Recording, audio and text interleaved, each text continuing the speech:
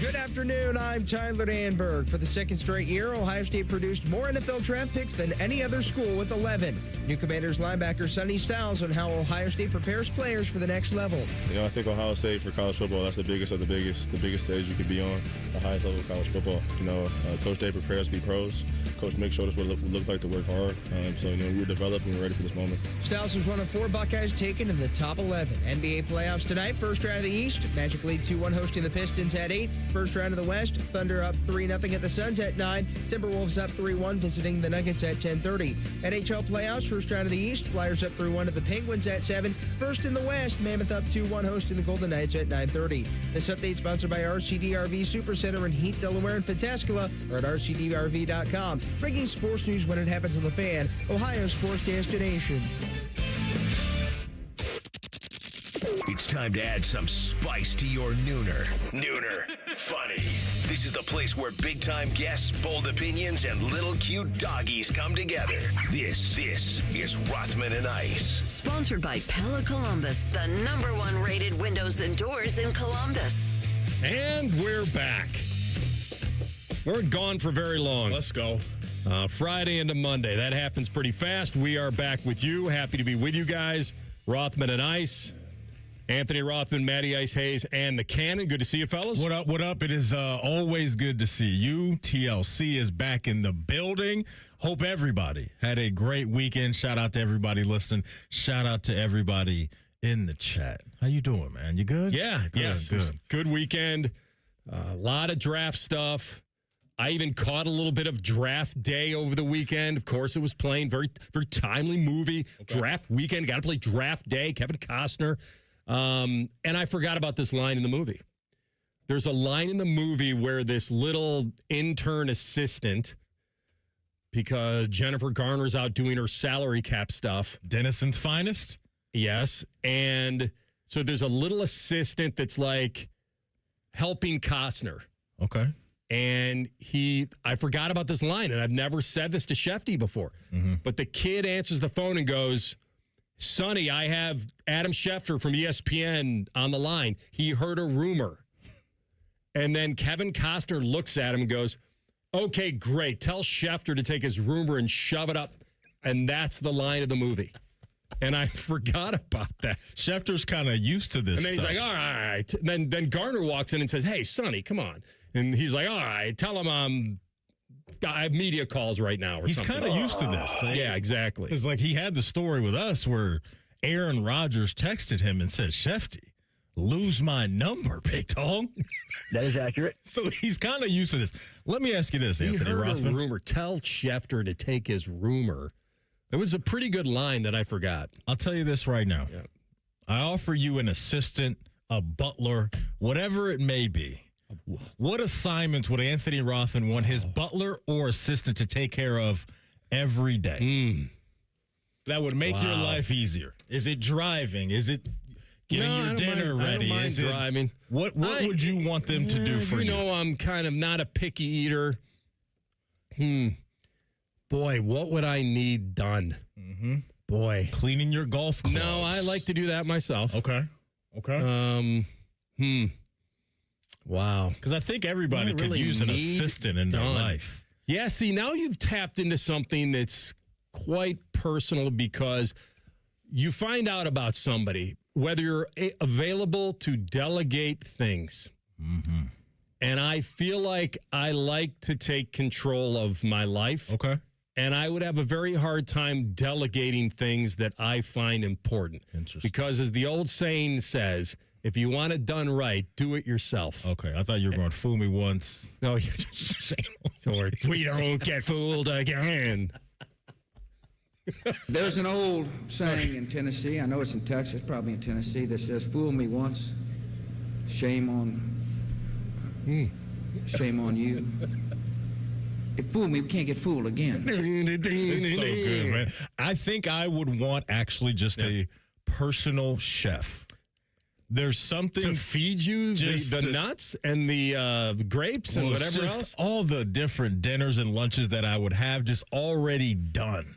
They have that would services for this. You can pay for They're them. kind of expensive. Well, that's what I was going to say. Tap into some of that, though. But I think butler, assistant, just give me an everyday chef at the crib, and I think that would get it done. Let me think. Oh, I know. Yeah. Yeah, I'd probably want somebody to. Well, you guys know I don't do laundry that much. I mean, I do, but I don't. Right? Because I have a lot of innings eaters in the lineup. Yeah, a lot of utility players. I don't know if we on this roster. I got guys that can hit 2 1/4, play all the positions of the infield. Don't brag about it. You know, they just do. For people that know the show, they know what I'm talking about. No wonder you love Taysom Hill in fantasy football. That's right. You know what I mean? Yeah. Okay. Oh, I've got a great story for you. So, who's the kid for the? Is it Angel Ramirez? Is that his name for the Guardians? Is that what I'm talking about? I believe so. Angel Martinez. Martinez. What? Okay. Angel Martinez was available on my fantasy in our fantasy league on Friday night. Okay.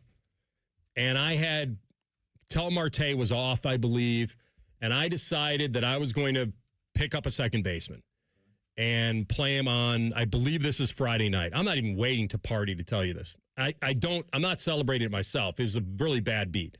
But the scouting was amazing. So I was looking at some second basemen, and I think Gleyber Torres is there and whatever. And Martinez is available. He's 24-year-old, and he's been really good lately. Like, I just noticed, I'm wondering why he wasn't owned very much. And the game was at 7:07, and it's 7:03. And I'm on my laptop, and I'm like, okay, I got 4 minutes to make this move. I got to drop somebody, and I got to pick him up. And so, you know me, I kind of got caught up in looking at other players. And I wasn't looking at the clock as much. I knew the 4 minutes. You and I know 4 minutes like nobody else because of the commercial breaks. Yeah. We know when we're out there. You just time in your head. You know what 4 minutes feels like. We're last button masters. You would think TV. that this would never happen to me. Think you can do this to me? Exactly. Is that Denzel? I think that is. Yeah, it was a good Denzel. All right. So I grab Martinez. Okay. I scouted all Gleyber Torres was out there. I mean, I could have gotten somebody a little more proven. Yeah. And I said, you know what? I got a feeling about this kid. I'm going to get this kid. And I pick him up, and I go to my team, and I'm about to make the adjustment. Drop Marte out, put him in, and I look down in the corner, and somehow I'm locked now. And I look down at the clock in the corner of the laptop, and damn it says 7:07.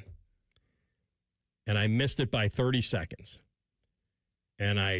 So now he's on my bench on Friday night. I'm like, well, okay. All right. Well, that stunk. Yeah. And on Friday night against Max Scherzer, he comes up to the plate and goes yard. And then he comes up to the plate in a second time and goes yard. I did see. And I am telling you, I had to watch this kid on my bench go 2 for 4 with 2 homers, 4 ribbies, 2 runs scored. And it was one of the worst feelings. And part of me was like, all right, applaud you scouted it. Yeah. You didn't get him in the lineup. Manager didn't play. You're a GM manager now. You didn't play him. Matty, all night long. I was even texting a buddy of mine, Chanel number 5, and saying, you're not going to believe this. He just hit a second home run. And people who know me know that if I would have told them beforehand that this happened, they would have put all of their money on him to have a great night. That's the kind of stuff that happens. Did it dictate at all the winning or losing portion of your week? It did, because if I go back to my matchups for week 5,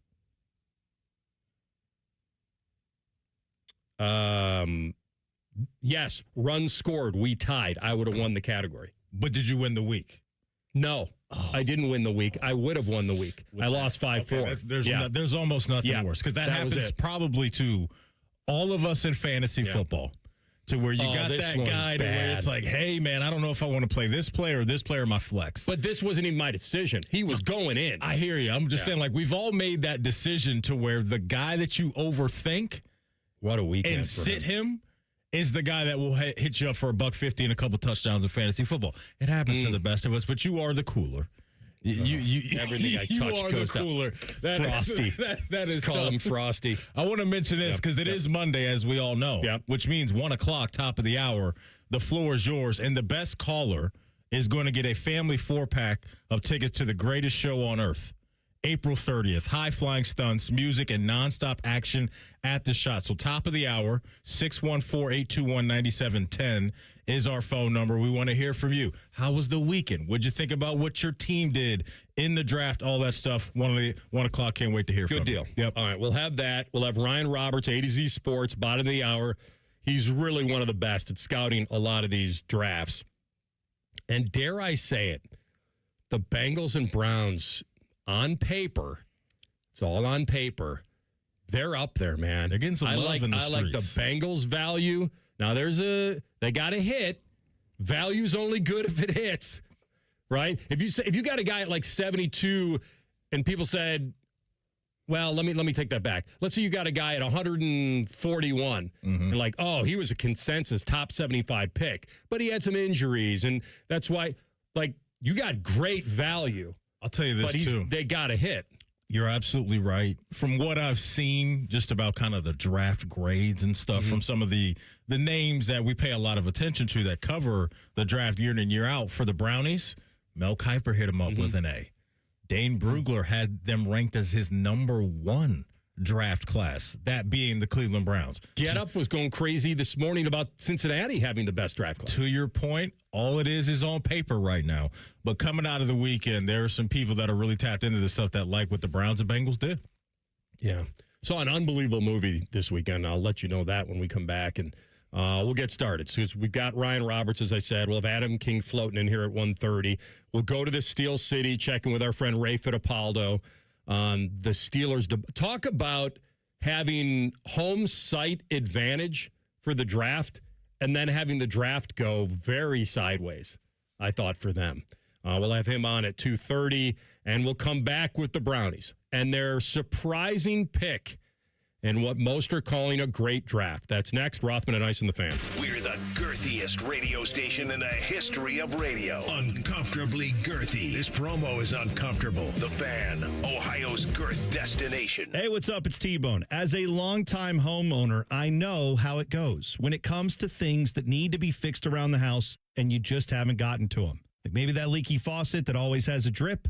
You think about it, but you never take care of it, and now it's just a part of the house. It's character. Maybe it's your windows that are always sticking and you can't get them open. So you just don't think about it. Who cares? Except now the weather's nice. You want to open the windows, and again, you can't because they're not fixed. Get new windows from Window Nation. They've made it easy to get top quality custom fit windows with their "the more you buy, the more you save" sale. You could save up to 50% off all your windows. Plus, you could get them with 0 interest for 5 years. Did you know investing in your home is actually one of the best investments you can make, especially in uncertain times? Experts report that windows retain 80% of their value. Energy efficient, beautiful windows from Window Nation with great deals going on now. Schedule your free consultation at windownation.com. Enjoy more ways to save at Kroger, like low prices in every aisle. And you can clip and save more with digital coupons in the Kroger app. Plus, you can earn fuel points to save up to $1 per gallon at the pump. So it's always easy to save big. Kroger, fresh for everyone. Savings may vary by state. Fuel restrictions apply. See site for details. Save big on USDA Choice boneless chuck roasts. They're $6.99 a pound in the family pack with your card and digital coupon. Limit 5. Kroger, fresh for everyone. Sign your kids up for the Columbus Aviators Kids Club and score 2 free tickets to a game. Join now at UFLaviators.com to join today.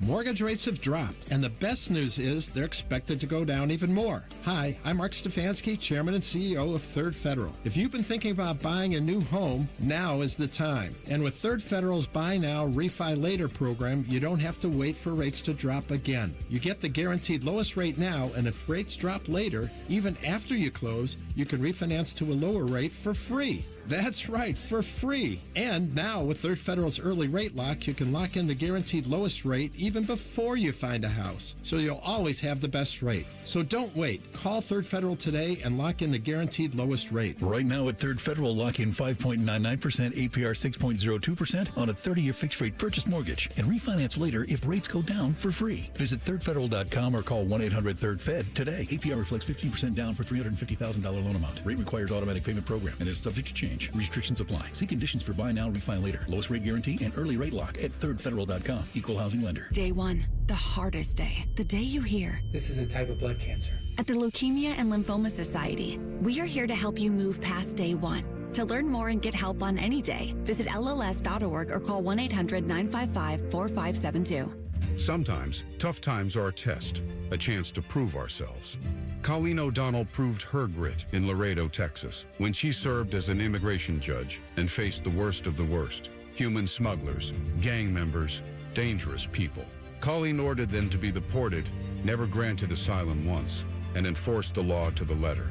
Now, Ohio needs tough leadership on the bench, so Colleen O'Donnell's running for Ohio Supreme Court as a constitutional conservative with 10 years of prior judicial experience.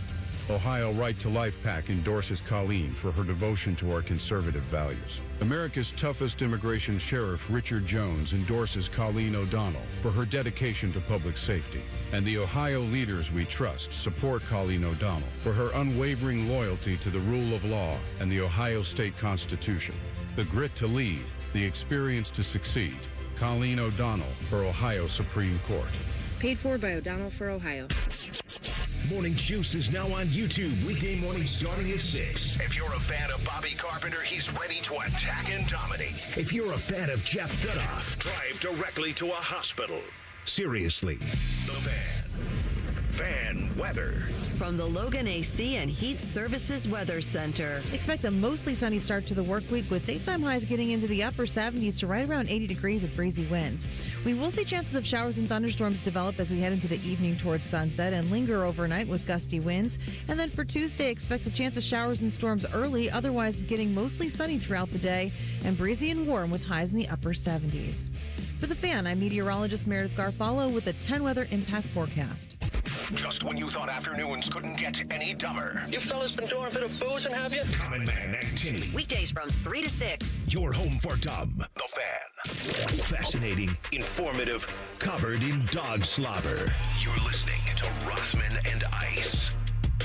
All right, before we get to the Brownies' surprising pick, can't ignore traits, which not going to fault them on that, especially where they got him. Do that in a second. So on, I don't know whether it was Saturday night or when, but I'm taking your advice. What are you doing? I'm not just watching reruns of everything I've already seen another time. Okay. I'm just not going to do it. I like that. I feel like it's a waste of time now. Because you're reciting every line? No, I like movies that I've seen. Oh. You know, you always gravitate back to the ones you like. Yeah, nostalgia's great for everybody. Yeah. For sure. And so, and I've made some moves on the DVR not to have series records on certain things that I've seen before. Okay. And so I'm starting to dip into the Netflix pool a little bit. Movies that were out that I never saw. Okay. You know, ones in the last 5-8 years or whatever that I didn't see. And this one came out just this year, though. This was a brand new one. I don't know if this is just... Do they make movies that don't even... I don't even know. This is a stupid question. I'm going to ask it anyway. Some of these movies are going right to Netflix. Mm-hmm. They don't go to the theater? That happens. Okay. Yep. All right. And maybe this was one of them. Have you guys seen Apex? No. The one with Charlize Theron where she's a rock climber? No, I have not seen this. And I started, you know me, I don't love heights in general. And there's a scene where it opens where she and I think her boyfriend or husband, they're climbing the troll wall and it starts where they're just sleeping in a tent. You think they're like in a campground or something. And she like unzips the tent, looks out, and it's the tent that's like hooked onto the side of the mountain or the wall. Like thousands of feet. Like who does this? Like there are people out there that do this stuff. Mm-hmm. Like they climb the skyscraper. But anyway, this is a movie that, and I'm fascinated about how they how they even filmed this thing. So it tells the story. She's a rock climber in the wild, and well, I don't see it just happen. I don't know what the statute of limitations is. I don't know did it drop this year? Yeah, it did. I'm all right. So she's a rock climber, and she gets into this just incredible survival for like an hour and a half. Oh, okay. Like where she has to survive something I won't tell you. And is there any, let me ask you this, crazy. Any Hunger Games energy going on when you mentioned surviving? Yes. Okay. Uh-huh. I'm picking up what you're putting down. And it is a ride. And how they shot it and how well it's shot. And so I kind of start to go down the rabbit hole on how they filmed this stuff. And I guess they really did train her to do some of this stuff. That's baller. Like this is, yes. That's baller. As they call rock climbing or bouldering. Would you like to learn how to boulder? And she's in the kayak going down the rapids, and there's a little gore to it, a little. Gotta have a little bit of that. But the suspense is ridiculous. See, this makes me feel good. I love that you brought this to the show today, that we're getting you every now and then out of the 80s and the 90s. That's right. Come on in to the 20th century. It's when movies are really, really good, too. I think you'll enjoy it. Yeah. I think the last movie I saw with her in it was The Old Guard. In The Old Guard 2. Couple random movies that I thought were pretty good. Any movie that she's in, I'll probably sit down and lock in for a little bit. She's just to good see in what this. she's got going on. Yes, it's all very believable. Yeah, I see the vision. The rock climbing is very believable. Okay. Everything about it is They hooked you. stunt worthy. There we go. Yeah. All right. So let's get to this pick by the Brownies. And I think that we got into a point where everyone said the same thing. Another quarterback. Another one. So, because everyone believes they're going to add one next year. Next year's the one. This was the draft to build a team for the next quarterback to inherit. Unless it's Shedeur. Or if, I don't know what the percentage is on people that think Deshaun of the dead is coming back and he's going to play so well, they're going to just throw another chunk of money at him to keep him. That doesn't seem realistic, but who knows? Maybe he'll wow them. But if he plays his way into a new contract with the Browns, that would be one of the great. He might be up for comeback player of the decade after stealing all that money and then coming back and then getting more and this time earning it. It's a great story. It would be. That's actually a real Disney story. It really is. Like, I don't know if the Disney Studios want to make a movie about that guy. It's a true, heartwarming Hallmark type story. It would be insane if we're sitting here plays his talking way about into a new contract. Another commitment from the Browns front office to him. But now here we are coming out of the weekend, because I remember I asked you guys a couple weeks ago, and I was like, do we think they need to add another quarterback? And we were all kind of like, nah, not really. But I think with this move now of drafting Taylon Green. Pick 182, by the way. It signals to me, AR, that Dylan Gabriel will not be on this roster come week one. I don't think they're going to carry 4 quarterbacks. What it also tells me is that Todd Monken thinks Dylan Gabriel's too small to play at this level. Because now the smallest quarterback in the room is Shedeur at 6'2". Deshaun 6'3", and here comes Green at 6'6". And so that to me is what this is signaling. You couldn't ignore this. More so than Taylon Green's going to come in and make any noise this year. I don't see that happening. But I just think Dylan is now the odd man out. And Todd looked at him and looked at his film and what he did last year. And look, granted a very small sample size, and said, I just don't think that type of quarterback in my offense or probably in the NFL is going to be able to succeed consistently with his lack of elite traits. I don't know what kind of. I mean, I'm not going to lie to you. I mean, I was looking at some of his highlights here, and he's got incredible athleticism for that position. At that 6'5", 230. Oh, yeah. He's a dual threat guy, and he can work off script and all that. But I started taking a look at his scouting report and weaknesses and disappointing passing results when he breaks the pocket, struggles with post-snap recognition, throws with a long limb delivery that slows his operation and release, aims throws that turn into misfires or underthrown interceptions, too willing to move backwards instead of climbing when under pressure. All right.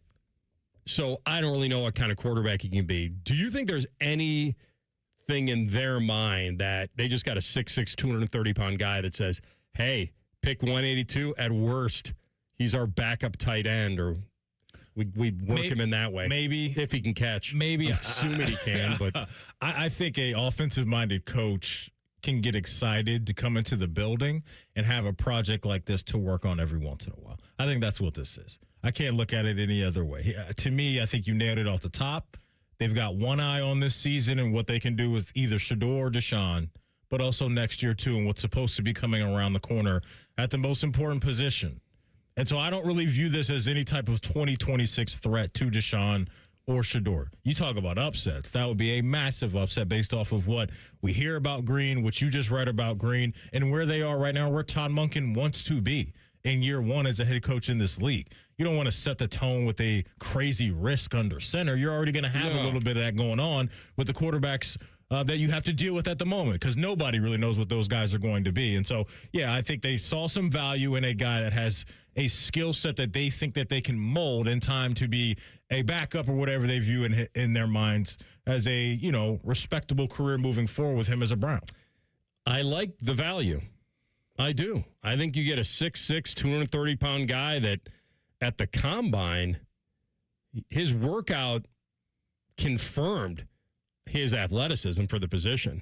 He topped every quarterback at the combine in athletic testing, and it wasn't even close. Okay, maybe there's in Todd Monken's mind, hey, we got a package or two for him. Or maybe like you said, a couple years down the road, we can turn him into something else. I know TLC's got some sound from Andrew Berry on Green. Well, let's hear from the GM on why they scooped him up.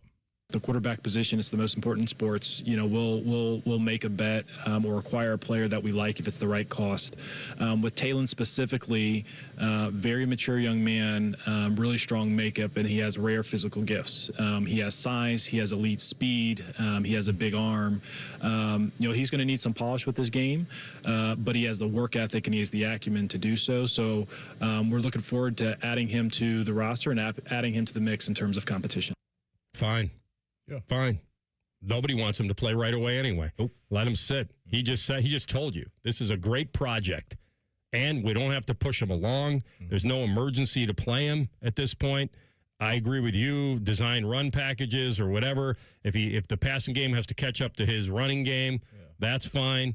But he's physically imposing at quarterback. He is. And real quick before we get to Ryan at the bottom, AR, I like that they came back around and grabbed Denzel Boston to pair with Concepcion. I like getting a physical receiver in there with a guy in Concepcion that we were talking about coming out of the first round is a guy that has some versatility to him, has some speed to his game. But I think pairing those two skill sets together, I like the Concepcion pick a little bit more now that you have a big body receiver that you add to the mix. I almost felt like their draft was classic, like where they drafted Dillon and Shador and they volume shot on quarterback last year. I feel like they volume shot on receiver early. Maybe they heard a lot of this, oh, wow, you took Concepcion instead of Boston, and they come around the next day and there's Boston, and now they can, I'm not saying they viewed it as righting or wrong, but for the fan base, they probably did. Feels that way. Because it takes a lot of the onus off. Now we don't have to judge Boston versus Concepcion. You've got them both.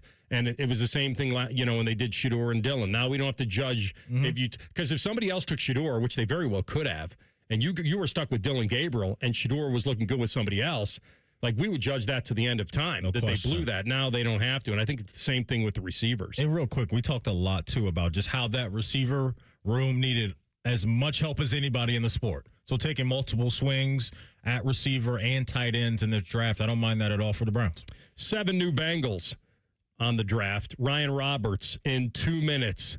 We'll see who he likes the best and whether we can predict it. Rothman and Ice on the Fan. Hey, it's AR here for Germain Honda of Dublin. If you've been thinking about upgrading your ride, now's the time. It's the Honda Spring Event at Germain Honda of Dublin, and they've got seriously low lease rates on the Honda HR-V and Civic for well-qualified buyers. I'm talking reliable, fuel-efficient, and fun to drive without stretching your budget. Stop by Germain Honda of Dublin on Sawmill Road, just south of 270. Check them out online at germainhondaofdublin.com. The Honda Spring event won't last forever. There's an old story about cat toys that's been retold for over 20 years because it perfectly explains who we are.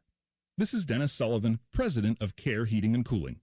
Years ago, a couple who shared their house with 3 cats had another company out to look at their furnace.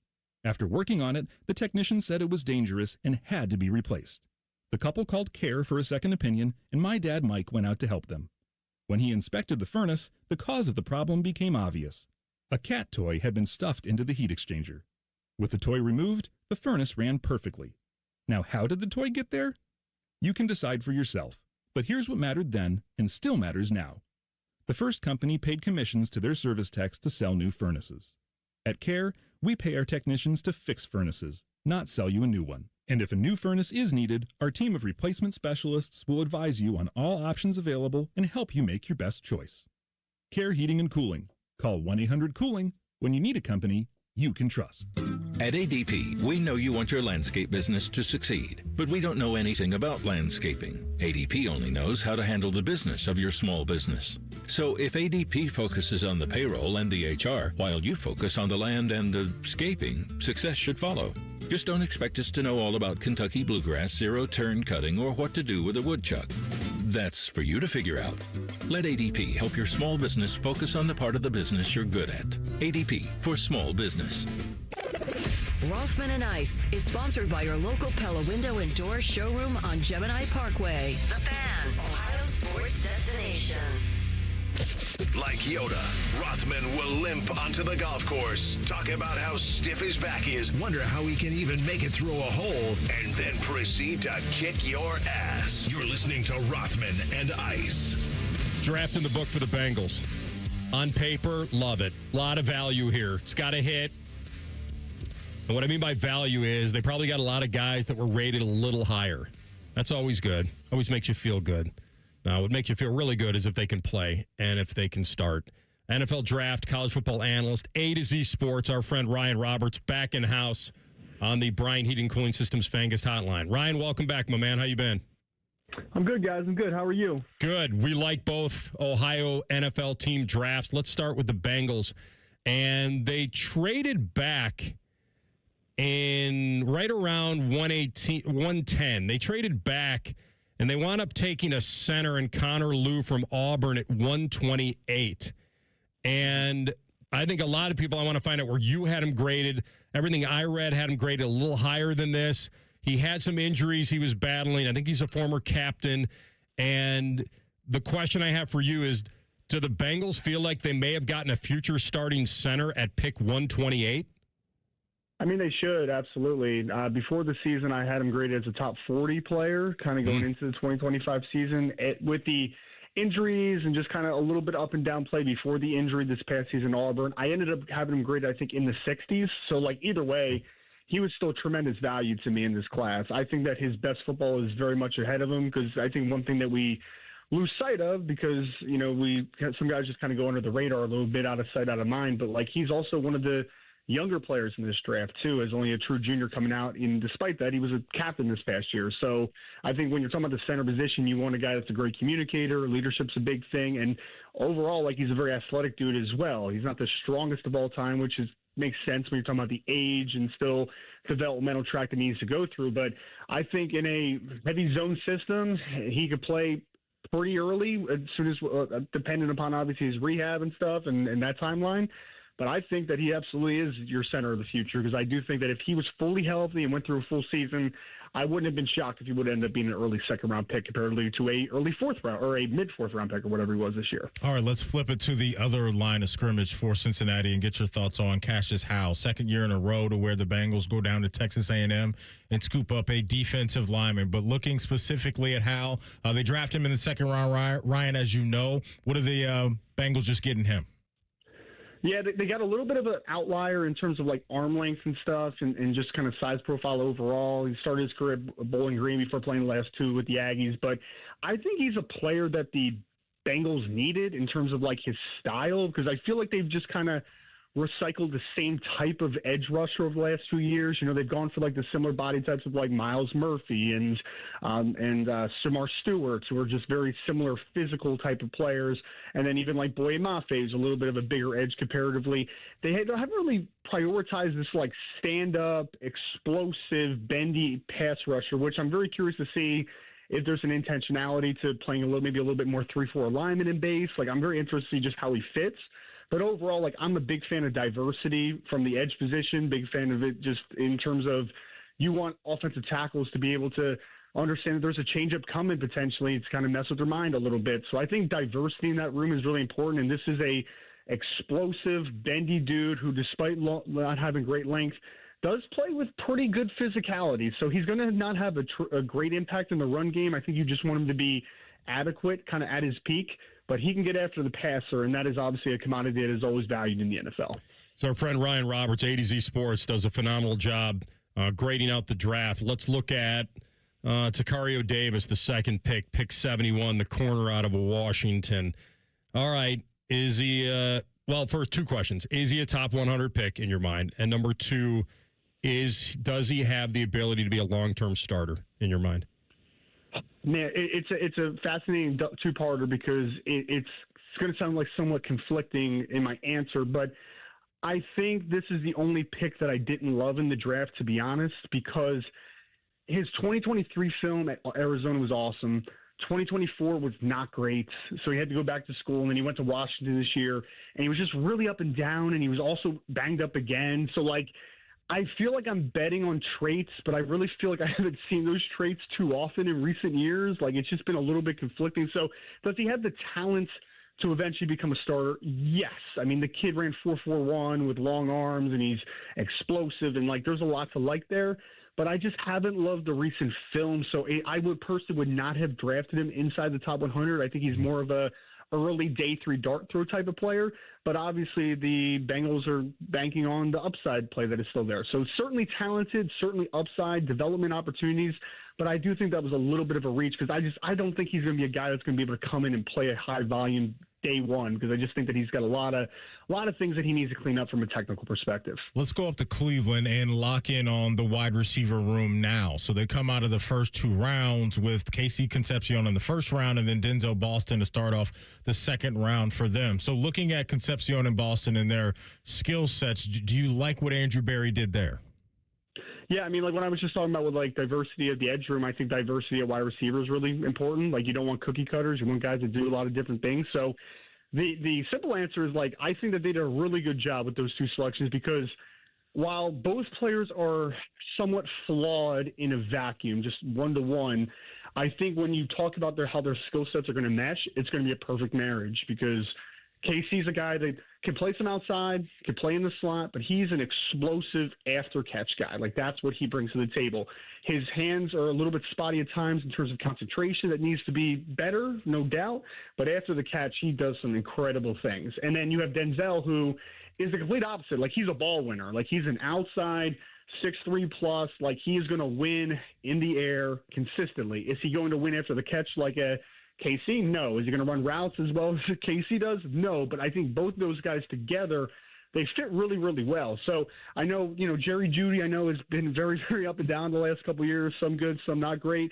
But I do think that it's a very interesting comparison to putting those 2 into the room because now you have, on paper anyway, a guy that looks like a true X, a guy that can play in the slot or Z, and then obviously Jeudy can do some of that Z stuff as well. So I think that it is a pretty interesting compliment, and I think those guys are a really interesting duo to begin to build the passing game around.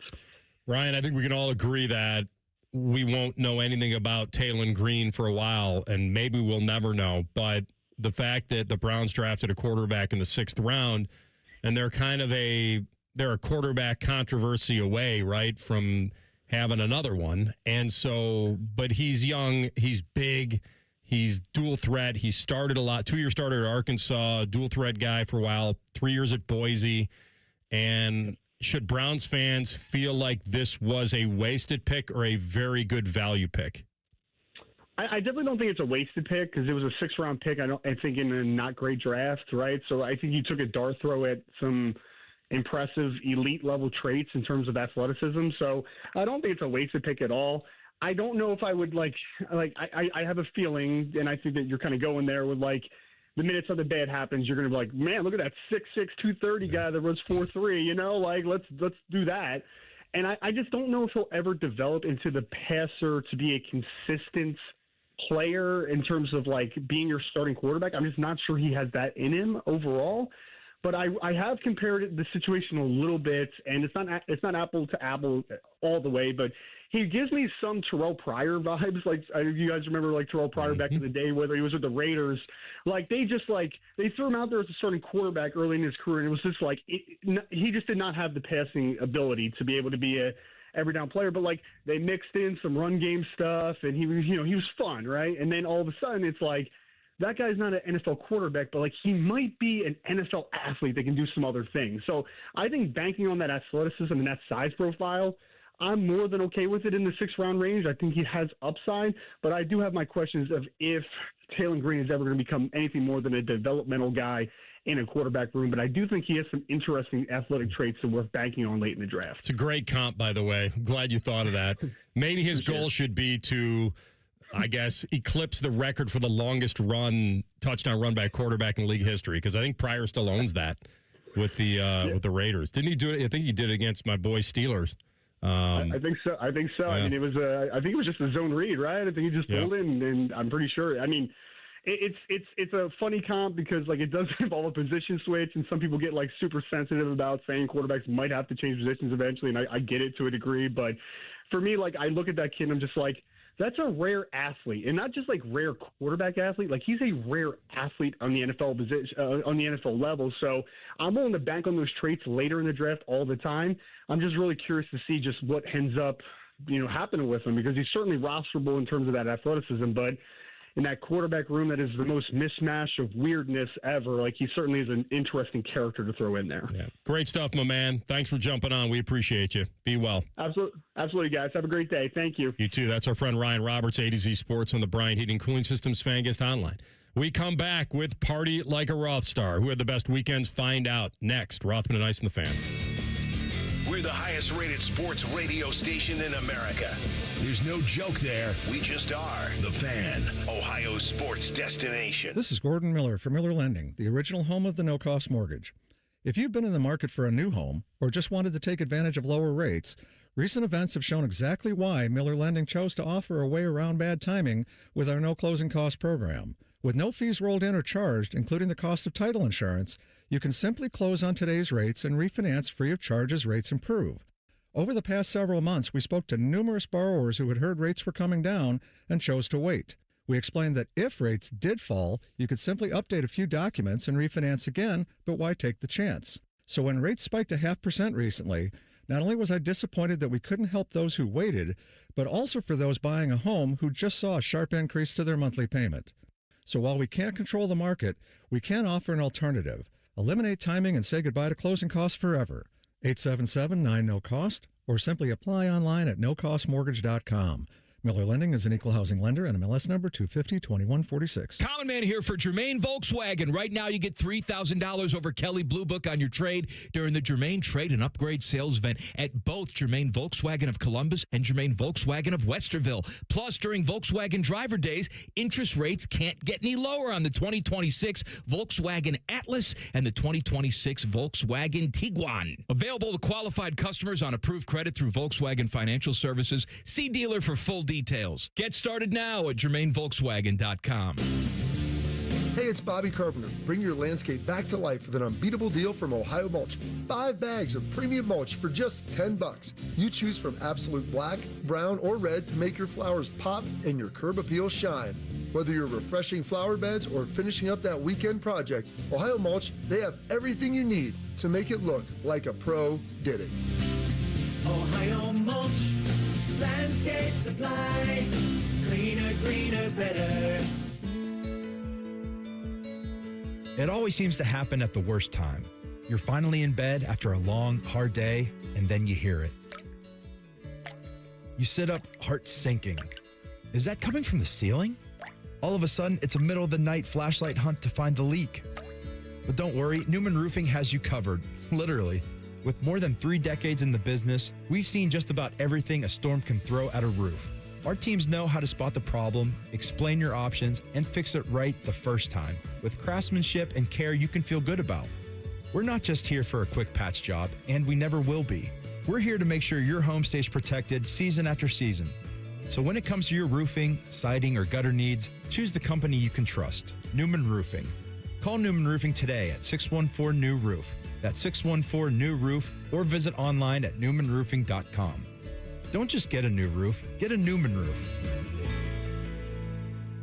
Thousands of students every year choose Columbus State Community College, earning degrees that open doors to in-demand jobs, stable careers, and real earning power. Columbus State is making Central Ohio stronger. Apply today at cscc.edu. Feeling stressed or overwhelmed? Not sure how to get the mental health help you need? We've got your back. Call the Mental Health Insurance Assistance Office at 855-438-6442. We'll help you figure out what mental health benefits may be in your health plan. No more confusion, just the support you deserve. Call the Mental Health Insurance Assistance Office at 855-438-6442. This is Corey Sickles with Safe Harbor Retirement Group. How much income will you need to retire? Let us help make sure you reach your financial goals. Visit safeharboroh.com to schedule a complimentary meeting. SafeHarborOH.com. Catch Ohio State baseball all season long on The Fan 2. You can find the magical land of The Fan 2 by tuning into 1460 on your AM dial or clicking on The Fan's HD2 feed. Tyler Danberg thanks you. Your home of the Buckeyes, The Fan. All your favorite fan shows are available when you want them. Head to 971thefan.com and hit that subscribe button. The Fan, Ohio sports destination. Let's all gather into the Kiki. It's time to party like a Roth star. All right, since Ryan brought it up, Terrell Pryor reliving. I should have tweeted this to you, TLC, so we could have the play-by-play on this. 2013, Week 8, and what I didn't remember about this, it was the first play of the game. Off bat, starting with a the banger, Steelers at the Oakland Coliseum, 14:55 to go, first quarter, 1st and 10, Oakland 7. Lamar Woodley bites on an RPO on a read to the left, and he is just seeking and destroying the running back. And then it's 3 rivers wide, and it's TP on a dart on a line, just a beeline to the crib that has now still alive as the longest quarterback run in the history of the NFL, 93 yards. Dolphins Pryor, lot of real estate to the 30. Pryor is off and running inside Steelers territory. 20, 10, and Pryor is in. 93 yards. He'll always have that. That's cool. The Oakland Alameda County Stadium. Man. No dirt, just all grass. No infield. Didn't have to leap over second base. And the fact that he's got that. And then the other part about it is, because here's the follow-up to that. Okay. Was it part of a win? I'm going to say you have a 50-50 chance. I'm going to say yes. It was. Yeah. The Raiders beat the Steelers 21-18 that day. The Raiders were coming off a bye. Okay. And they won the game. So his 93-yard touchdown run to start the game in Week 8 led to a victory. Wow. All right. Even though the Steelers scored 15 in the fourth, as we're reliving a game from 13 years ago. He had more rushing yards than passing yards. Well, he started out with 93. He gave himself a good head start. That's not a high bar to clear, though. Yeah. All right. Maddie, I'm going NBA, baby. Do your thing. Do your thing. I think, unless I don't want to take him from you, though. Oh, listen, it's all good in the hood. Were you going to take an NBA guy? I wouldn't be surprised if this guy's on my list, but I was not going to start with an NBA guy. So lead us off. No, you take him because I just did the prior stuff. I'm not going to do it. I want you to do it because I was watching this guy hoop, and I'm like, that guy, he's got to be on one of our parties. I just figured if there's a Michael in his name somewhere, then it just kind of fits. The last week, Peyton Michael Pritchard. There it is. plays for the Boston Celtics, played college at Oregon, second team all-conference there as a sophomore. Was a finalist for Naismith College Player of the Year when he was a senior. He was 26th overall in the draft in 2020 in the COVID draft. And he's a former sixth man of the year last year. Well, there was nothing he couldn't do yesterday. And it was just a blowout of Boston over the Sixers to go up 3-1. Anything. Threes, mid-range, gets to the rack. Buzzer beat. There was a buzzer beater in there, I think, at the end of one of the quarters. That's like his thing, too. Yeah. So Peyton Pritchard scored 32 off the bench.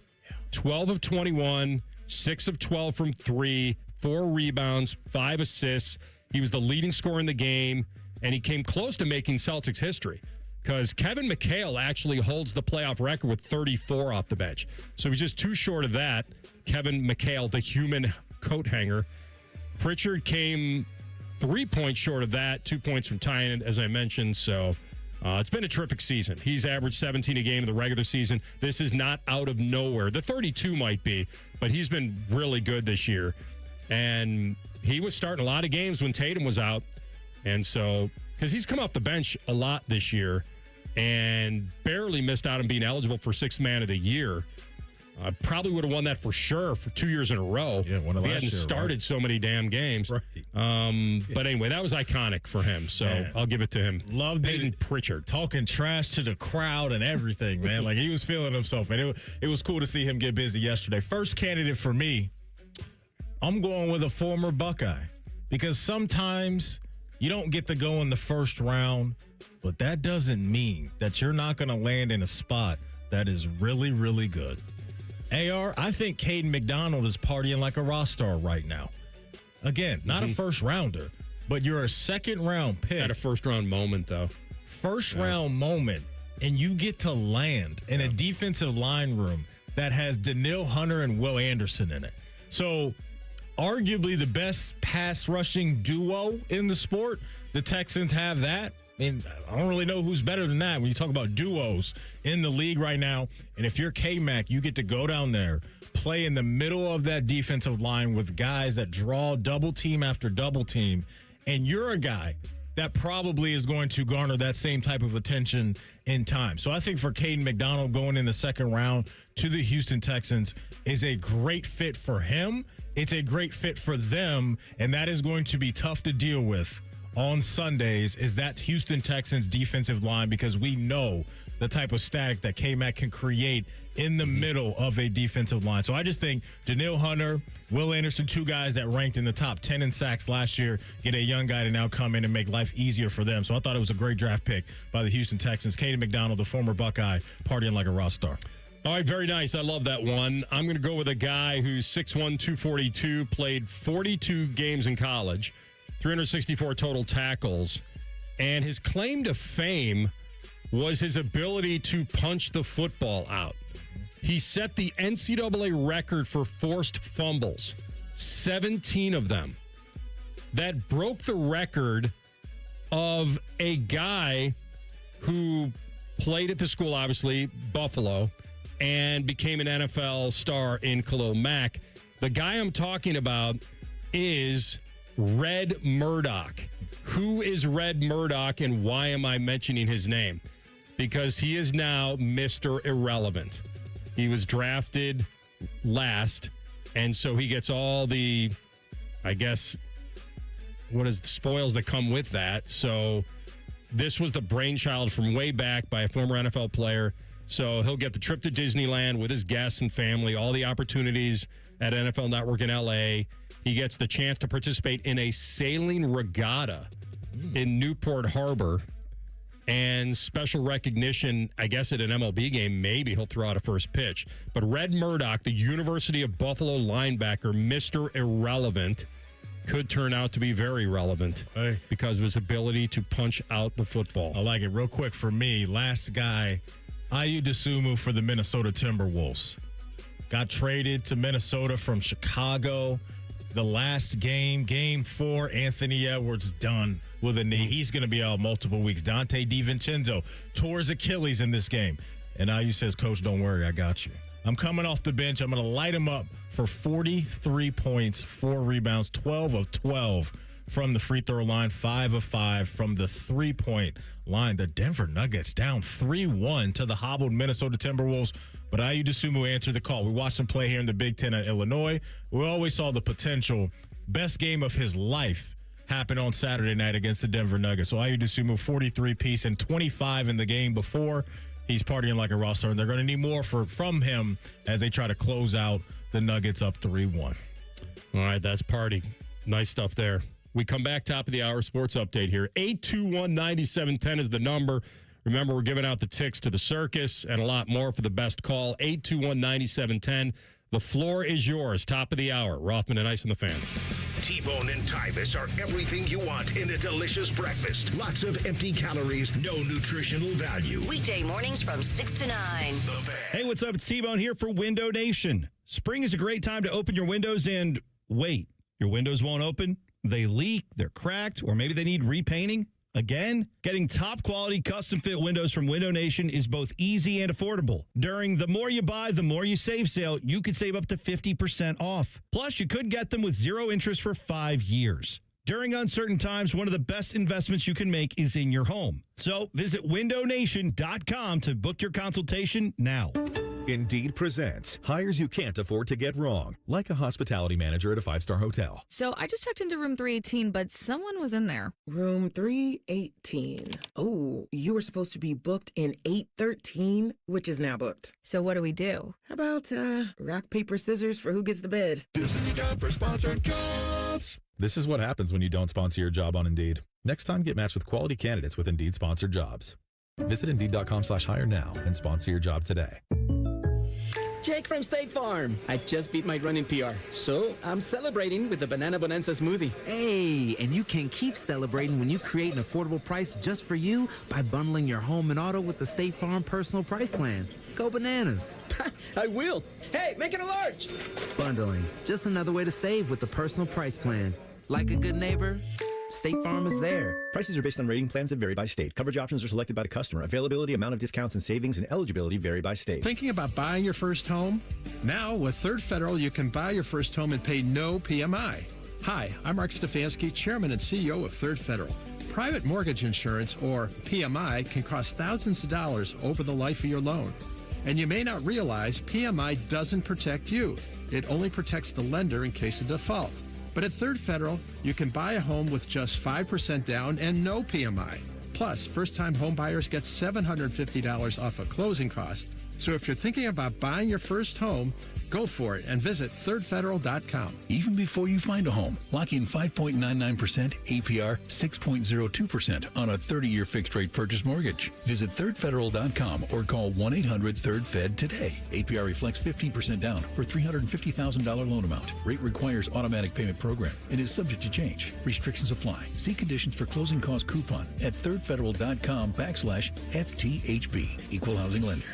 More and more orthopedic surgeons around the country are taking a new look at regenerative medicine as an alternative. Everybody that I've talked to, my colleagues around the country, are excited about the upside and think that this is the way medicine is going in the future. That's orthopedic surgeon Dr. Ray Tessner, who's now at QC Kinetics, treating patients with natural biologics, giving lasting joint pain relief with no drugs and no surgery. I like the fact that it's natural. I like the fact that it's safe. At QC Kinetics, they take highly concentrated healing agents from your own body and put them in your hurting joints with the goal of healing and repairing damaged tissue. QC Kinetics has become a leader in the regenerative medicine field. Their products are the best available out there right now. Get lasting relief from joint pain today. Regenerative medicine is going to be a big part of the future. Get your free consultation today at QC Kinetics. Call QC Kinetics, 380-208-4544. That's 380-208-4544. 380-208-4544.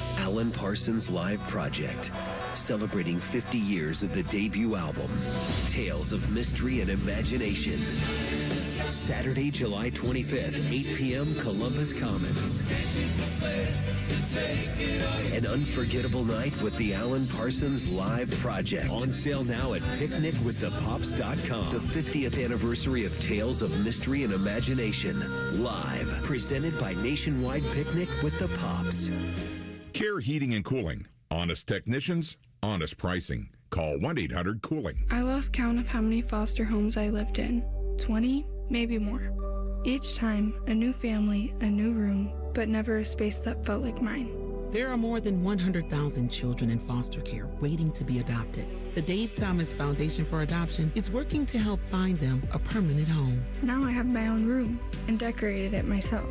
And just like my family, it's mine to keep. If you have room in your home or your heart, see how you can help at davethomasfoundation.org. At St. Jude, every innovation we make is a moment we give to children with cancer everywhere. But we can't do it without you. Learn more at stjude.org. Broadcasting live from the McDaniel GM Superstore Studios, driving excellence since 1916. Chevrolet. Together, let's drive. WBNS HD1 Columbus. Good afternoon. I'm Tyler Danberg. Ohio State football added its fifth offensive lineman in the 2027 class, receiving a commit from four-star Davis Seaman from Bishop Watterson High School. The Columbus native has started on 2 state championship teams for the Eagles, going 30-0 during that span. NBA playoffs tonight. First round of the East. Magic lead 2-1 hosting the Pistons at 8. First round of the West. Thunder lead 3-0 at the Suns at 9. Timberwolves up 3-1 visiting the Nuggets at 10:30. NHL playoffs. First round of the East. Flyers lead 3-1 at the Penguins at 7. First round of the West. Mammoth up 2-1 hosting the Golden Knights at 9:30. MLB. Guardians host the Rays at 6:10. Reds are off before hosting the Rockies for 3 games starting Tuesday at 6:40.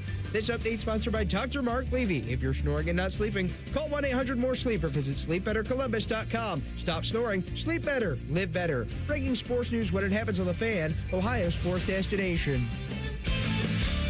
The best bet on the radio. This is Rothman and Ice. Second hour of the program. Adam King, 10 TV, bottom of the hour. We'll get to the floor is yours in moments. Went over the draft a little bit with Ryan Roberts, but just to add a little more to that Bengals draft, it's weird how I have a few more questions near the top with Takario Davis, the corner at 72, than I do the rest of their draft. Because I love Connor Lew at 128. I'm not going to play doctor here. I have no idea. But if they got a starting center down the road at 128, because Karras is 33. So if he's a top 100 guy, he was a top 100 guy with the injuries. They drafted him at 128. They drafted Colby Young, the receiver out of Georgia, that's the extra pick. They traded back 18 spots and grabbed Connor Lew. The pick 140 where they got Colby was that extra one from the trade with the Jets. And I'll tell you, and this will not throw Bengal fan off, he did get a disorderly arrest misdemeanor at some point. I think it was a lover's quarrel or something happened I had read. And so off the field question is there, but maybe not a ton. Landon Robinson, the kid from Navy late, that 5'11", 290. That you're built like a box truck there, or maybe a rolling toaster. Jack Endries, who's the tight end from Texas, he was at Cal, right? I think he went from Cal to Texas. They didn't prioritize him a lot at Texas. They probably should have. And then Brian Parker at pick 189 from Duke. He's the tackle. He was a right tackle, I believe. He was going to be a center coming into college. Pre-draft was all about his versatility. Maybe he's an interior swing guy. Kind of like Maddie on a Saturday night at the club. Just an interior swing guy. Whoa. Get nothing for that? You got a whoa from me on that thing. Don't mess around. Just if you're at the club on a Saturday night and you're known as the interior swing guy. Oh, man. You're out there getting active. You're getting active. That's what that means. That's dude it. On dude stuff, man. All right. So anyway, I like the draft. I like the investment again in the trenches up top. They've been swinging for the last few years in that defensive line room. Now we're talking 4 straight drafts for the Bengals to where they've used either a first or second round pick on a defensive lineman, right? Miles Murphy, Chris Jenkins, Shamar Stewart, now Cassius Howell, and then you go get Dexter Lawrence for the 10th pick this year. Very expensive 10th pick, yes. It is a very expensive 10th pick, but I think it'll pay off for them. but back-to-back years here, you go down to A&M and you get a guy on your defensive line. So I like the effort there up front that they're showing. Has it worked out with Murphy? No. Has it worked out yet with Shamar Stewart? No. But we'll see. But they know how important it is, because if they get that right, then that's going to pair well with the rest of their defense. And then you're really on to something with this team. And so I like the investment down there in the trenches from the front office. Kid from Navy is going to be fun. We'll see. Like I say, I'm going to just call him the rolling toaster. Those are amazing measurables. All right, TLC, who we got on the floor is yours. Let's start with Danny. Oh, Danny, Delaware. The floor is yours. Your dime, your dance floor. Celebrate good times. Come on. Hey, boys, it's pretty safe to say the Browns are going to the Super Bowl. We're going to the Super Bowl. Here we go, Rowdies. Here we go. Chef Andrew Berry, that man was cooking up again this year in the draft. 2 years in a row, the Browns are hitting on the things that they actually truly need. Now, the one thing I will say, I am up in the air on the wide receivers. Casey Concepcion, he better learn how to make some receptions, because we already have enough people on our team that can't catch the ball. So he needs to learn how to catch. And we still do need to figure out our quarterback situation, because we may have just drafted the next Patty Mahomes and Taylor Green, but we have Shador, we have Deshaun, and I'm okay with Deshaun, because he's in the final year of his contract. He has something to prove. He had some sad beginnings, but we know this man is all about his happy endings. And before I leave, if I told you $1 million per Cinnabon in 1 hour, how many could you eat? Oh, Go Browns! That's a great call. And I thought he might throw in a Davy Concepcion and not a Casey Concepcion, but that was from the old TLC $1 million farmhand. And then I always move it to what we could pay Maddie to eat anything unhealthy. And I think he went a little high on $1 million of Cinnabon, because was it $1 million or 1,000? Oh, did he say if I don't know. Either way, bring it back to 1,000. 1,000 because anybody per Cinnabon. Yeah, how many? And you'd have to have a time limit, right? This wouldn't be over several weeks. This would be like in one sitting. You'd have to feel like garbage for a while. But Maddie's going broke. We know that. Yeah, Maddie's not, Zero. because it wouldn't really. It wouldn't. Maybe you would eat one for 1,000 just to get a quick cool G in your pocket, like that, because you could go work that off instantly and just say, "Oh, I just got $1,000 richer." It's about how many would I eat to feel like I really got value of this bet. You'd probably have to up it to 10K per Cinnabon. And then how many? Until I can't eat anymore. Like, is this a 24-hour period or just 24? A day? I would probably go until I couldn't eat anymore. You could eat I could eat at least 2 for breakfast, another couple at lunchtime minimum. Ooh, I could. He said 1 hour. Oh, he said 1 hour. Okay. And Cinnabon. How many Cinnabon? You're saying it's $1,000? At his number, I'd probably get you about 4. Just $4,000. I get the 4 in an hour. I feel like I can make that happen. Yeah. Yeah. Oh yeah. I'm probably gonna beat that number, but they're heavy, the problem is when you jam one down and you're like, well, if I get another one down, it's another $1,000. Like the motivation is there. Yeah, I'm at 4. You think you can get to 6? Cinnabon on a stick. Can we get you to 6? Half a dozen? Yeah. Sounds like a good number. Okay. All right, TLC, who's up next? Let's go to, we got 3 in Columbus. Let's do Jack in Columbus. Jack, the floor is yours. Gentlemen, just want to let you know I'm retired and I listen to the station all day long. There's 3 hours I block off, 12 to 3, with you and your movie references. Matty with his catchphrase, and I don't know if he does this a lot. Oh, man. And TLC on the board, you guys are great. Bobby on Tuesday, J-Lo on Friday. Thanks, Brother Jack. We appreciate you. How good do we have it here in the state of Ohio? I think both the Bengals and the Browns crushed it in the draft, so they should be relevant. I could go north 2 hours and south an hour and a half and see 2 first-place teams. And oh, guess what? We might have the consensus number 1 team in college football come fall. Baby, these are the salad days, guys. I mean, tell me I'm wrong. I'm actually shocked you didn't print a certain kind of apparel down there at the end of the call. Jack. No, that's on Maddie. All right. Jack, you say that you listen to the station all day long, right? Baby, Every time he prints the shirt, something goes bad. Just hold off for a little while, baby.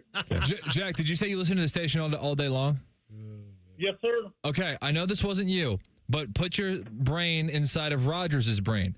If Roger voted me as the second dumbest person on this station, who do you think he would have had first? Because he never told us.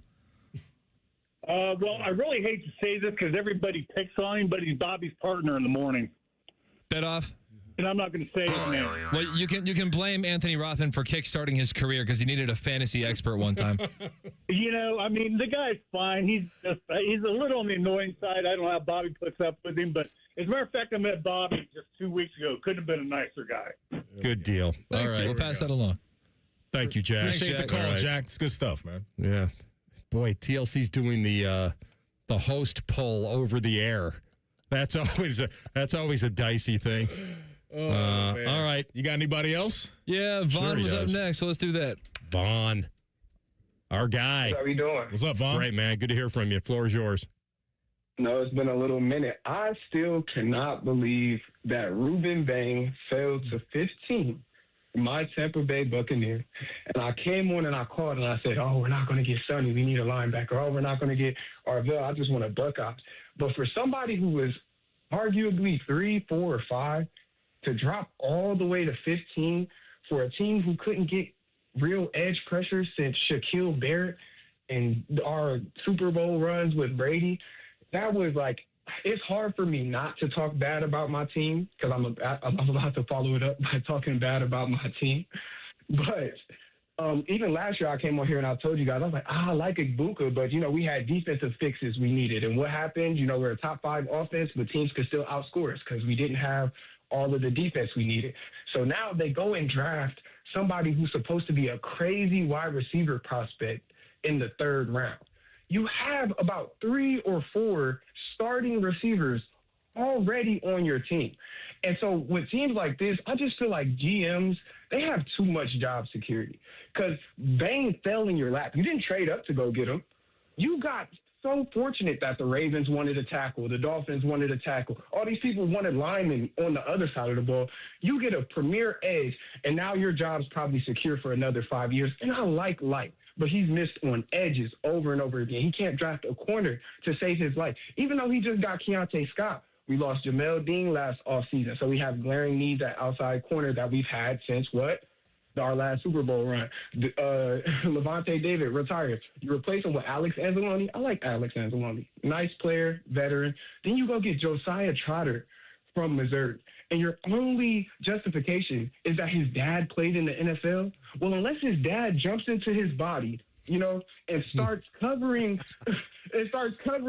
running backs and tight ends out there. Why do we skip over C.J. Allen? Listen, let me jump in real fast. If your only complaints are about Josiah Trotter that he can't cover and can't tackle, I'm not really sure that's a negative.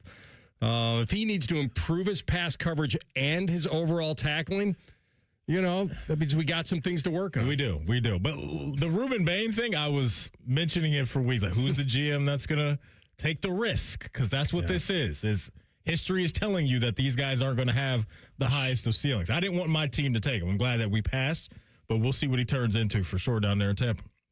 It's good value. Yeah, it's good value. You can't say. I don't want to hear any more about the short arms, right? I mean, it matters, though. It matters. It's a thing. No, what I mean is the value now. It kind of quiets that down.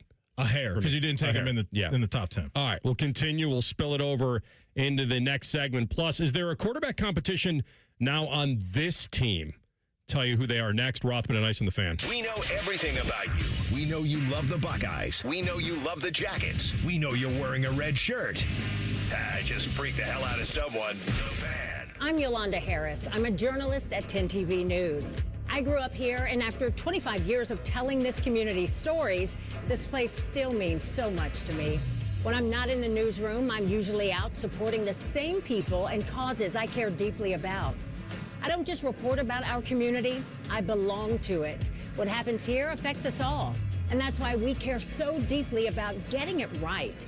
And when local journalism is done right, it doesn't sit still. It moves. It moves you to act, to verify, to volunteer, to speak up, or lend a hand.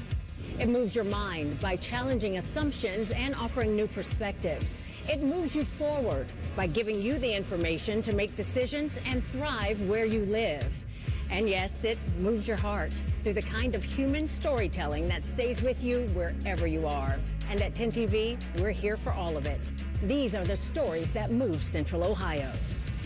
Hey there, friends. It's Bo Bishop. If you want to upgrade your summer road trip, you got to see my friends at RCD RV. Their open house sale going on May 2nd through the 9th includes free maintenance seminars, financing incentives, accessory discounts, and more. Plus, shop over 850 RVs from all the top brands. Need more? Buy any in-stock camper and get a $1,000 RCD gift card. Or go motorhome and grab $1,500. The RCD RV open house sale, May 2nd through the 9th. Don't miss it. Visit rcdrv.com and start planning your adventure now. When it comes to your roofing, siding, or gutter needs, call Newman Roofing. 614-NEW-ROOF. NewmanRoofing.com. Hey, John, why so glum? I just got let go. The company's downsizing. This is the third time in the last 2 years.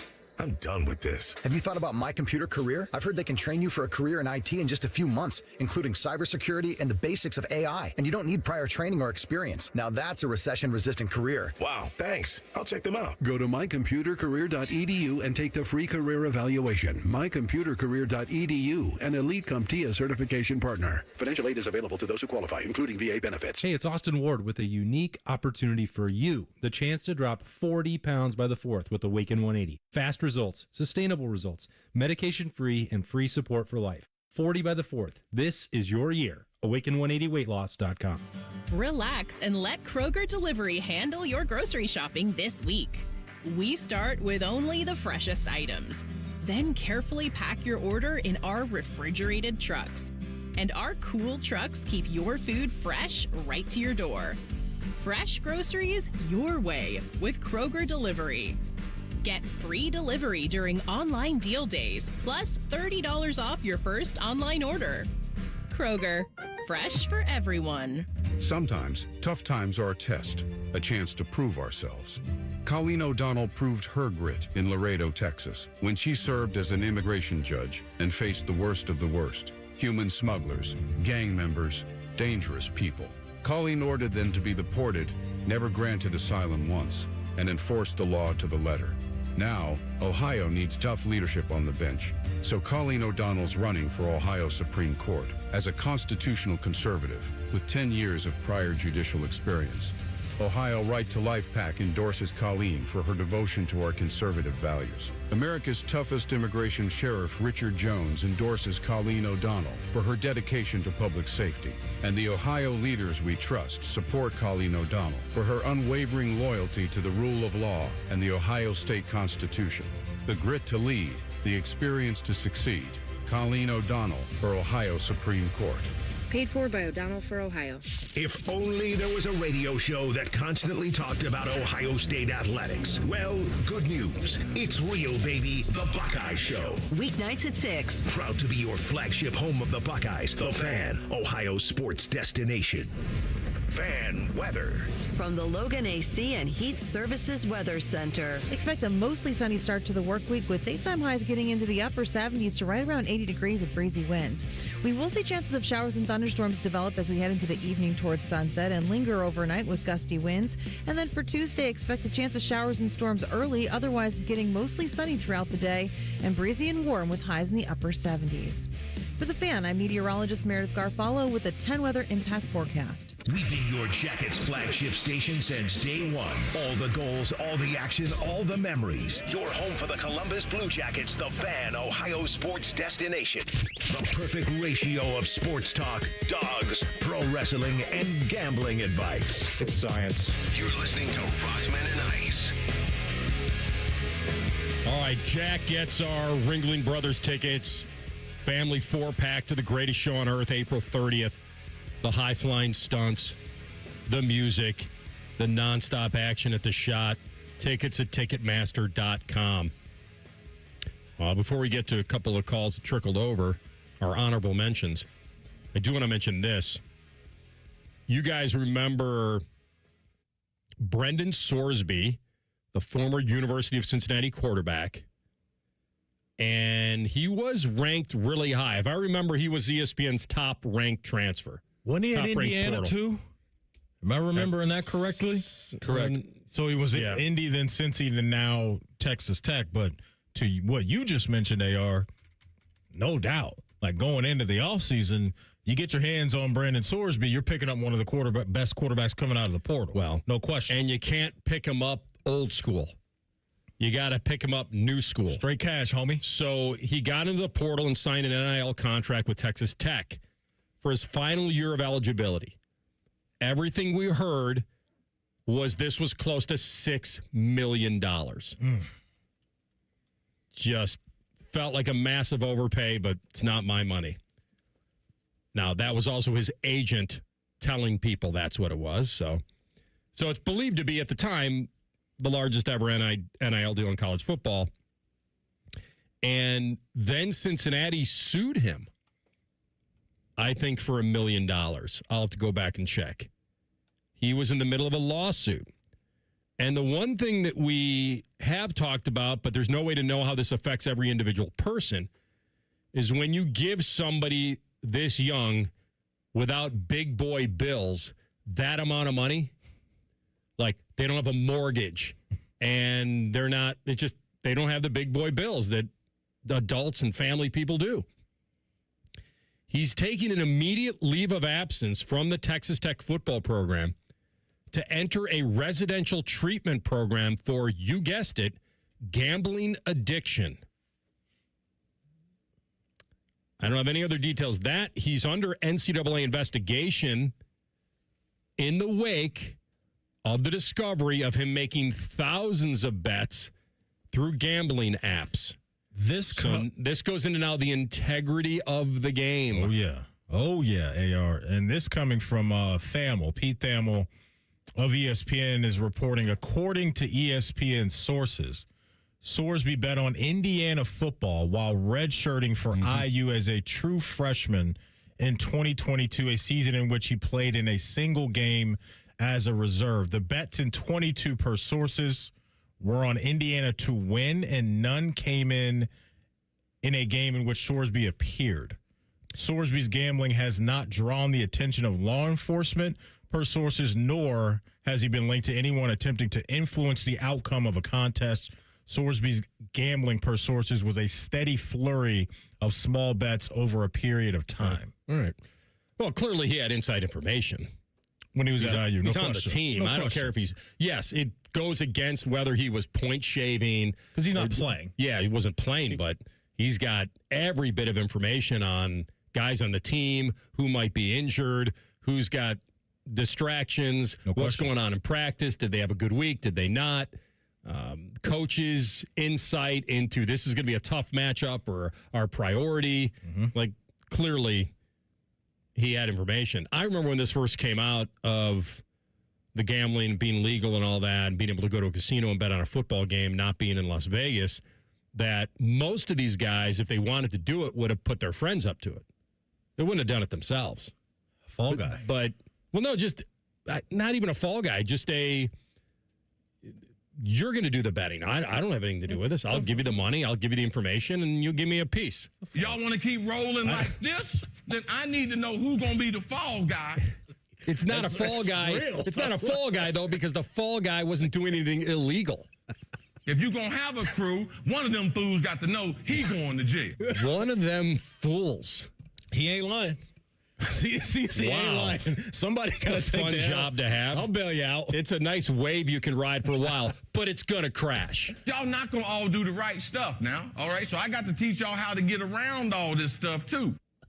Chris Carter was giving a cheat code to every man but the star. That's just some real life advice from one of the OGs right there, for sure. But anyway, on the surface, this is obviously a bad headline. Big story.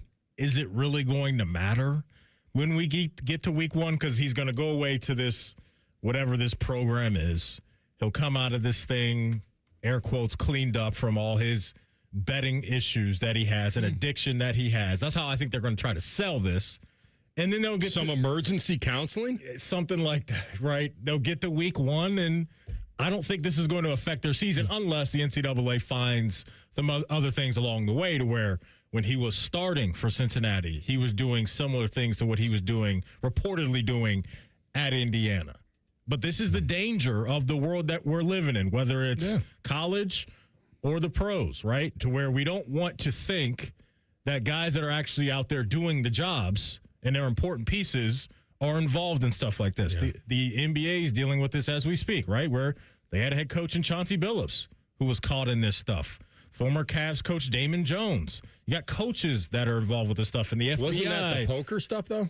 The poker I'm saying games? all this betting stuff that's just swirling around the world of sports with, in the Billups case, a head coach is obviously not what we want to be living in that world. But at least that wasn't basketball. That was him.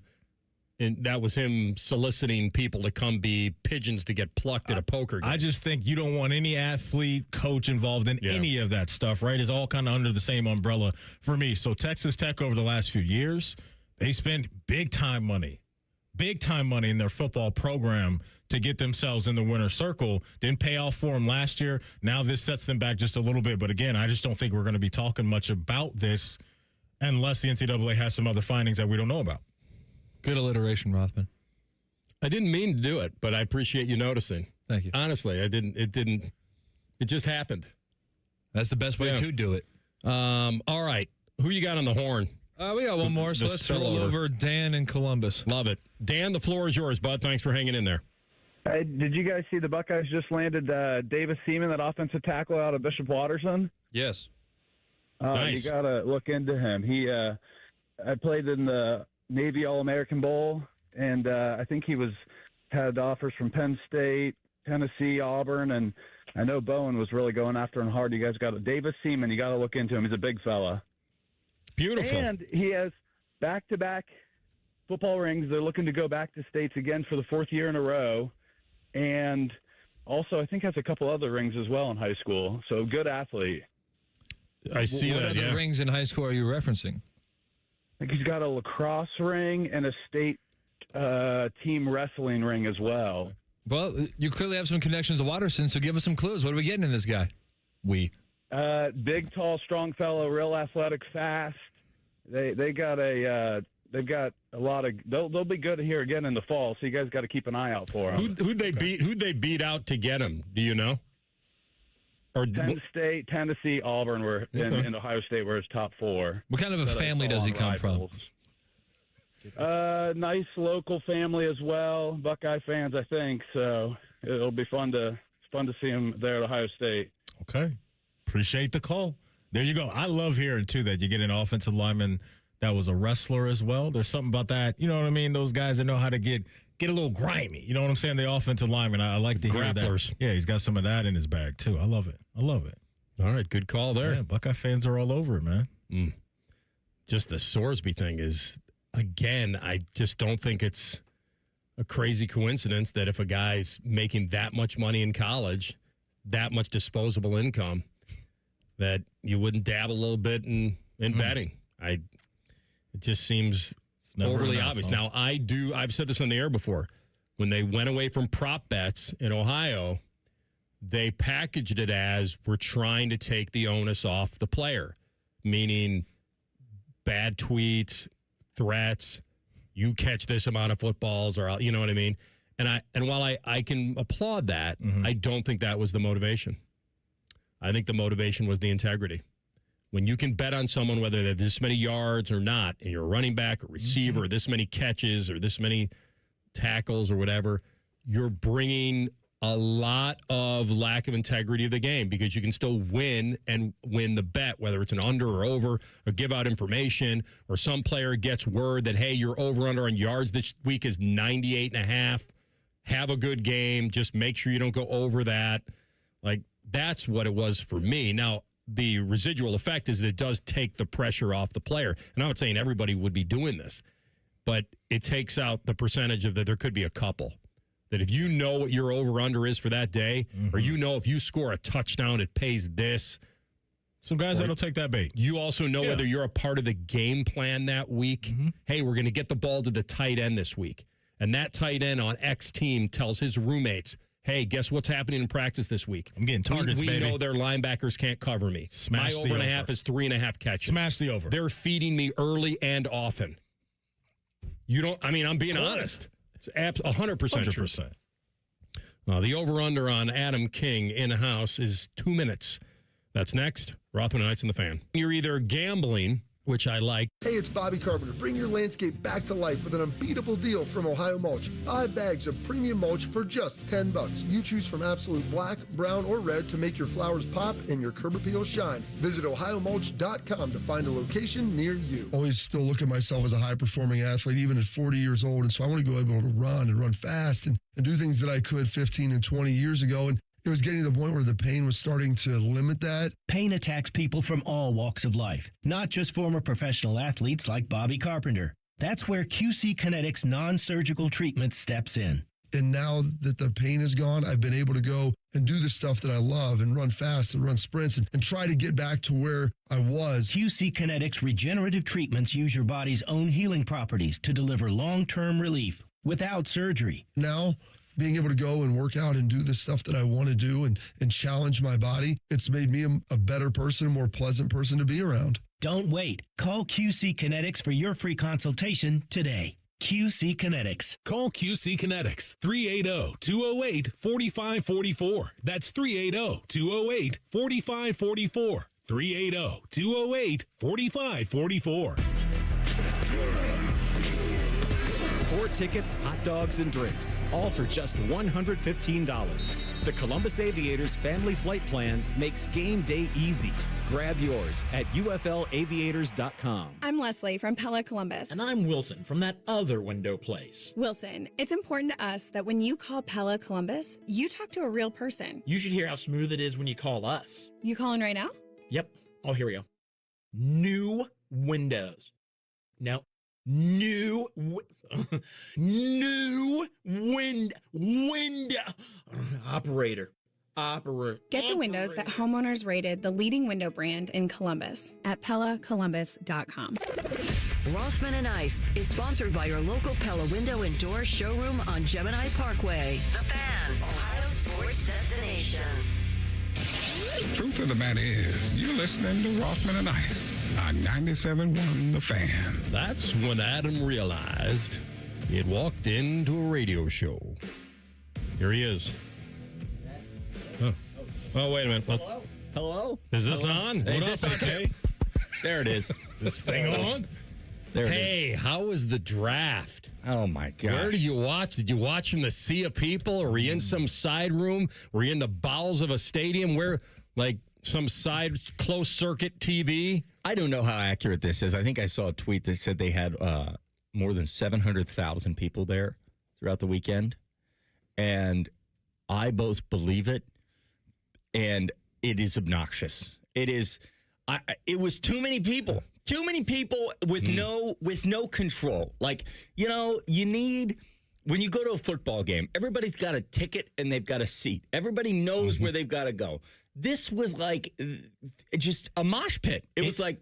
It may be the most overrated in-person sporting event we have. Even if that, I don't know if that's a right label. And it was behind the actual draft. But in person, the NFL draft has to be one of the most overrated things you can do as a sports fan. So here's the only fun part about the draft. It is waiting for your team to hear who they're going to pick and losing your mind on television, right? Now imagine this. That moment when Roger Goodell walks to the stage, he says, with the 3rd pick in the NFL draft, the Arizona Cardinals select, and you already know the pick because it was tweeted out 10 minutes earlier. That's what was going on. The insiders, because the draft changed its format this year, it was so behind in person. Like when Carnell Tate was drafted, 15 people texted me, wow, can't believe Carnell went that high. And I'm like, hold on, Jeremiah Love's on stage. Now, wait a minute. Oh, you mean they were on Twitter? Yes. Getting it from insiders. Yes.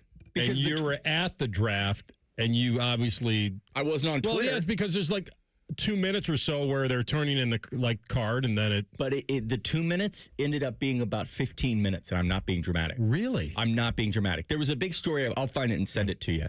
I think Awful Announcing did a story on how they were literally 15 minutes behind. There was a point where we would hear on our loudspeaker as we're doing interviews with the guys, the 11th overall pick is in. I don't remember who it was. The Saints have put in their pick. The Dallas Cowboys have also put in their pick for the 12th. And then, like, on stage, they're doing the 7th pick of the Saints, and you're like, what is happening? That was happening on TV, too, because I was watching the NFL Network, and Rich Eisen was driving the ship. And he'd be going to break, and it was when the Chiefs traded up with the Browns at 6. He would say the Chiefs have their pick, Team X has their pick, Team Y has their – they were just stacking up picks. And I don't know if the right answer is to go back to 10 minutes. Was the 8 minutes – not enough time? It was good for me. I was not on Twitter. I told you I wasn't going to do it. I wanted to get Twitter. Exactly. Twitter. There you go. Went with the expert. So it ruined it for you. It didn't ruin it. It just was a shame that a few bad apples have to spoil a good time for everyone by breaking the rules. Yes. It didn't ruin it. It was just like, I enjoyed it because it was a one-time thing. Although I will say, if Jeremiah and Julian are going 1-2 next year, I think we probably got to go to D.C. That looks cool. Have you seen the setup there with the Capitol and the Washington Monument? They're doing it on the mall. That looks amazing. But the idea for, like, all these fans, they drove hours. And they're standing there, and I guarantee you they're on their phone in between picks because there's nothing else to do. And they're like, well, Jeremiah Love's about to get selected here. Then you're like, oh, well, what are we going to yell and cheer about? That would stink. I don't know if I can think of a more overrated event to go to as a sports fan. Barbecue at Rothman's house. Wow. I didn't know that was even rated. Like honestly, ranked. What would be up there? Just standing there at the draft. And the crazy part was you didn't really have service. The Wi-Fi was terrible. And it's just, when I tell you, it's just, and there are a lot of Steelers fans listening. There was not a sober Steelers fan in the area. Confirm one thing for me. Yes. Because I went big on this on Friday. Okay. I thought when the Steelers made their pick and they had Tommy Lee and they did Renegade, I thought it was the greatest moment of the draft. It was. And it was, for me, forget about being a Vikings fan or a Steeler fan or anybody, my soul trembled. Now, probably because I like the song and I like Styx, and they started playing all the old Steel Curtain and Lynn Swan, and that is old school football. And when you hear that, I thought that place erupted. I thought it was great. When I tell you that Pittsburgh absolutely delivered, there was not a fan that didn't start drinking at 9 a.m. For an NFL draft that started at 8 p.m. It was an extraordinary event to watch. Well, they were going to do that anyway. Well, that's Tommy Shaw, I meant, not Tommy Lee. Sorry. Tommy Lee Jones stepped up to the mic. If they put his video up there, that would have been a real showstopper. With Pamela. And so that was, and listen, if it was in Columbus, if the NFL draft was in Columbus, I would tell every person at home, you have to go, but only if it was like for one day. Just go, because they had stuff for fans to do. There was events. There was like the fan experience looked fun. But the actual thing of the draft, I would say go watch the first 5 picks, get in the car and go home.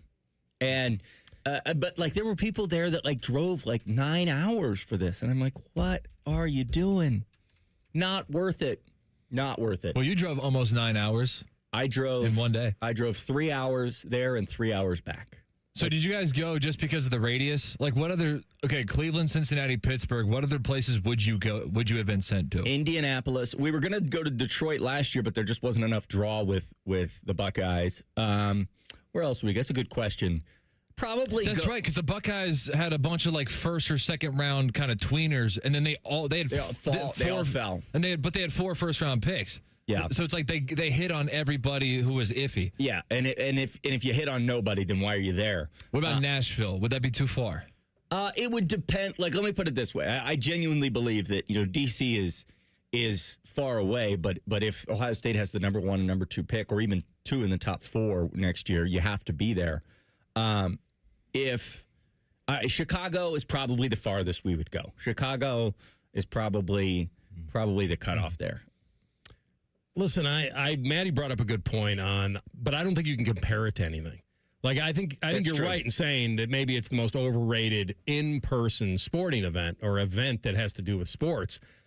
Everything else you would think of has a game attached to it. Well, I think sorry, I didn't mean to cut you off, but I think the one thing that it's missing for a fan, like for the players and the coaches, it's such a cool experience. Like, they really do it up awesome. But for the fan, you never get a moment with the draft picks. You never get anything that resembles anything. It's just a constant moving of, okay, here's the next guy, here's the next guy, here's the next guy. If there was a moment where the draft pick spoke to the crowd or like something, I don't know. Crowd surfed. Anything. Crowd surfed. If we could just get Caleb Downs out there crowd surfing through Pittsburgh, it's worth it. But the legends that come up for night 2, the guys from I think those are great moments. And then some of them just let the commissioner do it because, I don't know, I felt bad because, who was it? Conlon, somebody for the Bills just butchered it. Yeah, that was rough. But it was rough. Yeah, and you can't get that back. The 35th pick in the 2016 draft or whatever. Like, he did. That's exactly what he said. But it was. That's exactly. I mean, he's not exaggerating. Who knows what? But I did actually I like that part of it. Maddie, it could be the most overrated in-person event, but one of the coolest TV events if you do what we do, which is shut down on social media, watch it with people that are going to respect that, and then there is drama. Were you in the crowd for the Mark Ingram pick? No, I was not. Okay. We were he picked up. Who picked up his kid and there said was 2 former Steelers Ravens that still I want to say it was Haloti Nada. Maybe I know for sure Mark Ingram did it, but there was another. He's the one that picked up his kid, right? Mark Put him Ingram in the microphone, and said, and then "My son has something to say. Steelers still suck." And there was another Raven that came up there later and did the same thing. I mean, just to be clear, another shout out to Pittsburgh. It was 4:00 in the afternoon, and they were running through the logos, just like tech, run through. Yeah. And when the Ravens popped up, that place sounded like it was 3rd and goal with the playoffs on the line. I was like, "What is on the screen?" I saw the Ravens logo, and I was like, I mean, they're just offended by that logo. They just do not like that. They booed for the Browns. They had a riot when they were like ready to storm the stage when it came to the Ravens. Maybe one of those events that I love watching on TV, but you couldn't pay me to go. Hundreds of thousands of people. It's kind of like that just doesn't sound like a good time. Yeah, it could be like people who love watching the Indy 500, but wouldn't want to get involved in that type of craziness. Like how many people that would be in the parking and all that. This was me. You show it for radio. That's good. It's not. You're not going to see on YouTube TV. What are you doing there? That's me sitting on concrete, editing for my 6 o'clock. Adam, show the camera. I'll zoom in. Wait, they didn't have a chair? Adam, you need to be talking. Which camera? That one. Which camera? There we go. That works. All right, this was great radio. Thank you all for listening in your cars. You can see me sitting on an asphalt in my full suit, editing away, and some strange man behind me taking pictures of me. I didn't appreciate that, but that's life. He was checking out who you were texting, checking out your phone, maybe. That's who's this guy? That's life right there. All right. I don't understand why there wasn't a chair. Because it was just chaos. It was just people everywhere. Everywhere you looked, there were people. But you were in a media control. No. The media control was a mile away. The stage, in front of the stage, it was CBS Network, us, and like 5 other media people set up. Nothing. It was just chaos. But you needed a credential to get to where you were. No. Really? Yes. And now you know why I have. Yeah. Okay. Yeah. Check off the box. I'm not going. Yeah. Yeah. You didn't need a credential. I do not agree to these. There's no VIP section. AR's like, I'm out. Yeah, forget it. Because ESPN doesn't want... I'd settle for just a regular credential. I don't need to be VIP. No, afterwards, like once the draft started, there was a whole section where we could go to. Okay. But ESPN didn't want to, like, people live, like having their own area to be live because ESPN wants to own everything. That's right. Like, we don't want you to be able to see the stage. We don't want... that makes sense. Yeah. So they were like, if you want to go live... Good luck out there with the rest of the people. We'll come back and examine some of the Bucks drafted, a lot of them. Next, Rothman and Ice on the Fan. We have so many local shows, I can't fit them in a 10-second promo.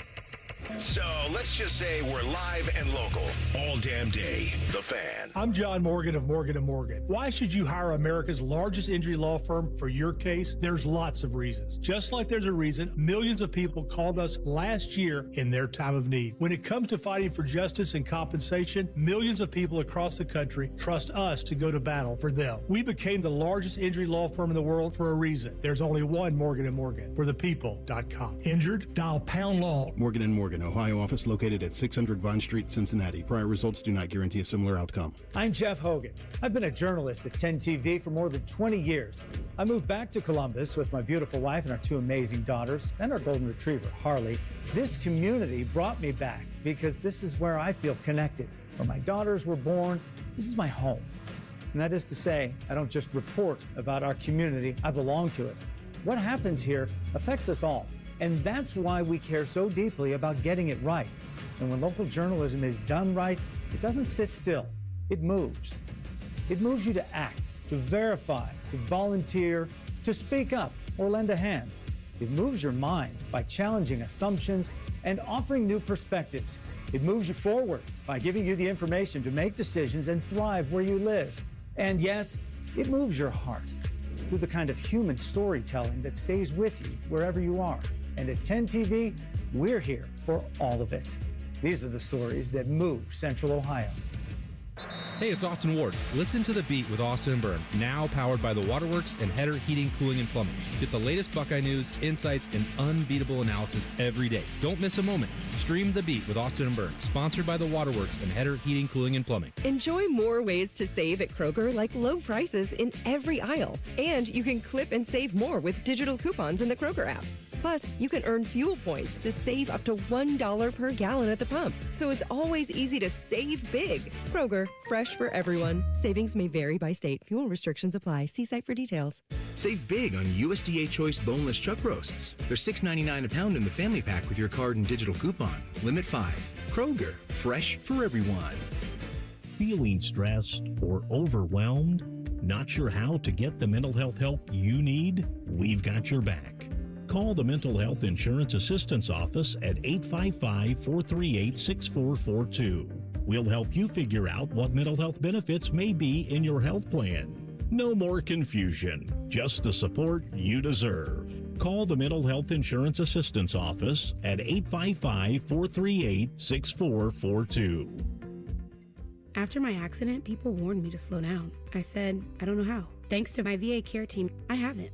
At VA, we're using technology to help veterans recover faster and live their lives to the fullest. Learn more at vacareers.va.gov/PSA. Great Lakes Hyundai.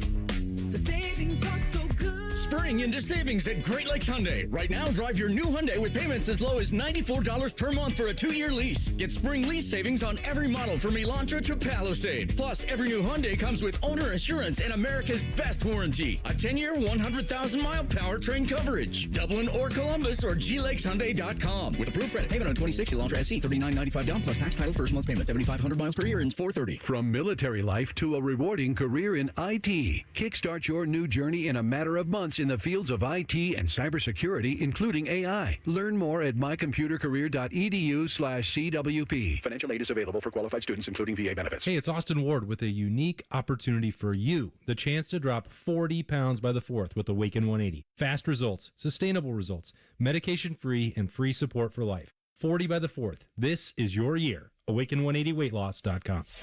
All your favorite fan shows are on YouTube, along with those fake YouTube ads like Chew This Gum and It Grows New Teeth. Experience the splendor of Bo sitting in his closet, Timmy Hall's gouty gold chains, and Matty Ice wearing a coat in 90-degree weather. It's all there. Head to YouTube and subscribe today. The Fan Guest Hotline is sponsored by Airflow Heating and Cooling and Bryant, doing whatever it takes to keep you and your home comfortable. The Fan. Rothman and Ice present Buckeye Bulletin. Sponsored by Window Nation. Save up to 50% on new windows from windownation.com. All right, massive draft for Ohio State. We all know that. They dominated it again. So they had the most picks of any school for the second year in a row. 11. They tied the school record with 14 last year. Tied the 2-year record now for any school with 25 picks. And they had 4 first-round picks, 3 second-rounders, and crazy amount. They tied their all-time record for first and second-round picks with 7. So schools with 7 or more in the first 2 rounds? Yeah, Ohio State tied their record. That was 7 was there. A lot of records broken. Yeah, they beat Bama and A&M. They had 10 picks. So they're obviously the school with the most picks. Pretty impressive. Mm-hmm. Pretty impressive. No doubt. Let me ask you this, though. No. Because I've had Buckeye fans. You don't have to answer. Okay. I'll ask it to Maddie. Does it shine more of a spotlight on can't believe they didn't get it done this year? Gosh. Just because of the crazy They amount won of... it 2 years ago. No, I know. I'm examining this year. No, it does not. Okay. For me, AR. Sorry, I didn't know your check was signed in scarlet and gray. No, it's just that's such a stupid argument. It wasn't an argument. It was a Well, question. It's been an argument online. I need to get off the internet. You really do. It's because it gets you worked up every week. You're coming in here about. And this was the big argument: is people saying, "How did this team not win a national title?" They did. Every one of the guys drafted won a national title. That's fact. That's fact. To AR's question, though, they had 4, 5, Max Clare didn't. 7, 11. Ethan Onionwood didn't. 4, 5, You guys 7. hear something? They had picks 4, 5, 7, and 11. No, it's not a perfect science. It's just when you have those amount of guys drafted in the top 11 and you don't make the championship game, there's a thought of that maybe this team, it was more of a season that might have been. You go ahead. This comes from my questions for Adam folder real quick. Are you seeing this from who you deem to be Buckeye fans or Buckeye haters? Just kind of college football accounts putting it out there. I guess it's probably not as much Buckeye fans or Buckeye haters because they at least have their knowledge about Ohio State. I think the frustrating part and the thing that really angers me is that Carnell Tate was great. Carnell Tate was the first Buckeye off the board. Other than that, it was not an offensive guy taken in the first round. It was 3 defenders and then Caden McDonald taken at the start of the second round. The defense wasn't the problem this year. Like, if you said to me, like, oh my gosh, the defense cost Ohio State, the championship game, and they still had 4 first round or first round and second round picks, then it'd be different. But the offense was the problem. Specifically, the offensive line. Yeah. Yeah, look at Miami, who made the championship game, had 3 guys drafted from the trenches. Yeah, 2 guys were first-round picks, right? And 2 defensive Messidor linemen, and Bain went in the first round. Yeah, and the offensive lineman. It is going to be interesting for me to track the NFL career Max Clare has. Yeah, it's interesting. Because it came in here, I thought he would be more of an impactful player, not because, and it didn't work out that way because he isn't talented. Clearly, the NFL thinks he's talented because the dude won the second round. But is he going to be one of those guys that we look back on and say, man, like, could they have gotten a little bit more out of him? Now, when you got Carnell and Jeremiah and Bo Jackson, there's plenty of mouths to feed. But that was a little eye-opening for me coming out of the weekend that he went in the second round. Give me your comp that you think is his ceiling in the NFL. His ceiling? His ceiling. Top guy that he could be. Boy. I was going to say Dallas Goedert, but that's too rich. That's a little too high. I think. I think you might be onto something. You like the Dallas Goedert comp? I think that's a good comp. Okay. I More think, opportunities coming his way can pay off that way? I think maybe not even Dallas Goedert, just a Philadelphia tight end-esque. Because, the Philadelphia tight ends. Zach Ertz, some of those guys. Yeah. Okay. Even a Buffalo Bills tight end, Dalton Kincaid. Okay. Now, Dawson Knox. I'll guys. dabble. Yeah. Okay. But I also think there's a world where he ends up like Michael Mayer. Remember Michael Mayer? Oh, yeah. Remember, the stardom that was Michael Mayer? Yeah. And now... Until they drafted Brock Bowers the next year. And then Michael Mayer now just sits on my dynasty team, just taking up space. Just taking up a roster. A lot of people think he could be the kid from Jacksonville, Brenton Strange. A lot of people think you're strange? Is that what you said? Yes. That checks out. Hey, I just want to let you know, I thought your question was good about looking back. AK just he took it the wrong way. Would they feel a little bit like they left something on the table this year, or do we lean into where a lot of people do, which is they only lost 2 games and they lost to the 2 teams that played for it all, and both they weren't flukes, and they lost 2 very close games to both teams that played for the title. That's where most people are leaning. I'm just wondering, after you get a draft like this and we boast how much NFL talent they had in the top 11, does it feel like, wow, of all the years not to win it, this was a little odd? If it were a quarterback drafted in the first round, to AK's point, a couple offensive linemen drafted, then I'd be like, oh, okay, what happened there? But because there was no offensive lineman for me, and that was the story, I don't look at it as any. We got a break. We got to go to now break. You want to go to clock integrity? Yeah, we will go to break. Do you have something? Do you have a retort? I'm gonna pitch this to you guys. You guys can debate it. Which is more of a draft what if? This year and not winning a national title and seeing those guys go, or 2015 not winning the national title and seeing those guys go? What's your answer before you leave? It's got to be 2015 because that was both sides of the ball. Just Dukes. boom, boom, boom, boom, boom. Adam, if you want a deflection for Twitter, Clemson went 7-5 with 9 draft picks, 4 of the top 50. Well, that's Clemson. They don't believe in the transfer portal. I feel like I don't know if your answer is absolutely correct. We'll take a look at that when we come back. I don't know if your answer is ever correct. We're going to look at the big board from 27. It's already out. Jeremiah and Julian. Will the Buckeyes be dominating again? Clearly, the answer is yes. Ruined your team, and you'll be there. Where is the draft next year? DC. Did you say? I listened to you. You brought up a lot of cities. I wasn't sure. Then you I said Chicago. It's got the Washington Monument and the Capitol. On the mall. I heard you. Painted we a talked picture. about a lot of stuff since then. They're doing a fight there. I was just doing like UFC? if people joined us now. White House lawn. Yeah. All right. I just feel like make you your never plans listen. now. This is our problem. This is why we'll go to emergency therapy. Yeah, thank you. Counseling. You just never listen. I'll go with you to emergency counseling only on day 3, though. Okay. All right. We'll see you later, Adam. Unless you want to stick around. You have a great day. Rothman and Ice on the Fan. Adam King, which I know a lot of other people don't like him. I really don't mind him. Catch T-Bone and Tyvis weekday mornings from 6 to 9. If you're not completely satisfied, we'll rewind time and erase your brain. For real, the Fan. Alan Parsons Live Project, celebrating 50 years of the debut album, Tales of Mystery and Imagination. Saturday, July 25th, 8 p.m., Columbus Commons. An unforgettable night with the Alan Parsons Live Project. On sale now at picnicwiththepops.com. The 50th anniversary of Tales of Mystery and Imagination. Live. Presented by Nationwide Picnic with the Pops. Care Heating and Cooling. When you need a company you can trust, call 1-800-COOLING. Indeed presents hires you can't afford to get wrong, like a hospitality manager at a 5-star hotel. So I just checked into room 318, but someone was in there. Room 318. Oh, you were supposed to be booked in 813, which is now booked. So what do we do? How about rock, paper, scissors for who gets the bid? This is a job for sponsored jobs. This is what happens when you don't sponsor your job on Indeed. Next time, get matched with quality candidates with Indeed sponsored jobs. Visit Indeed.com/hire now and sponsor your job today.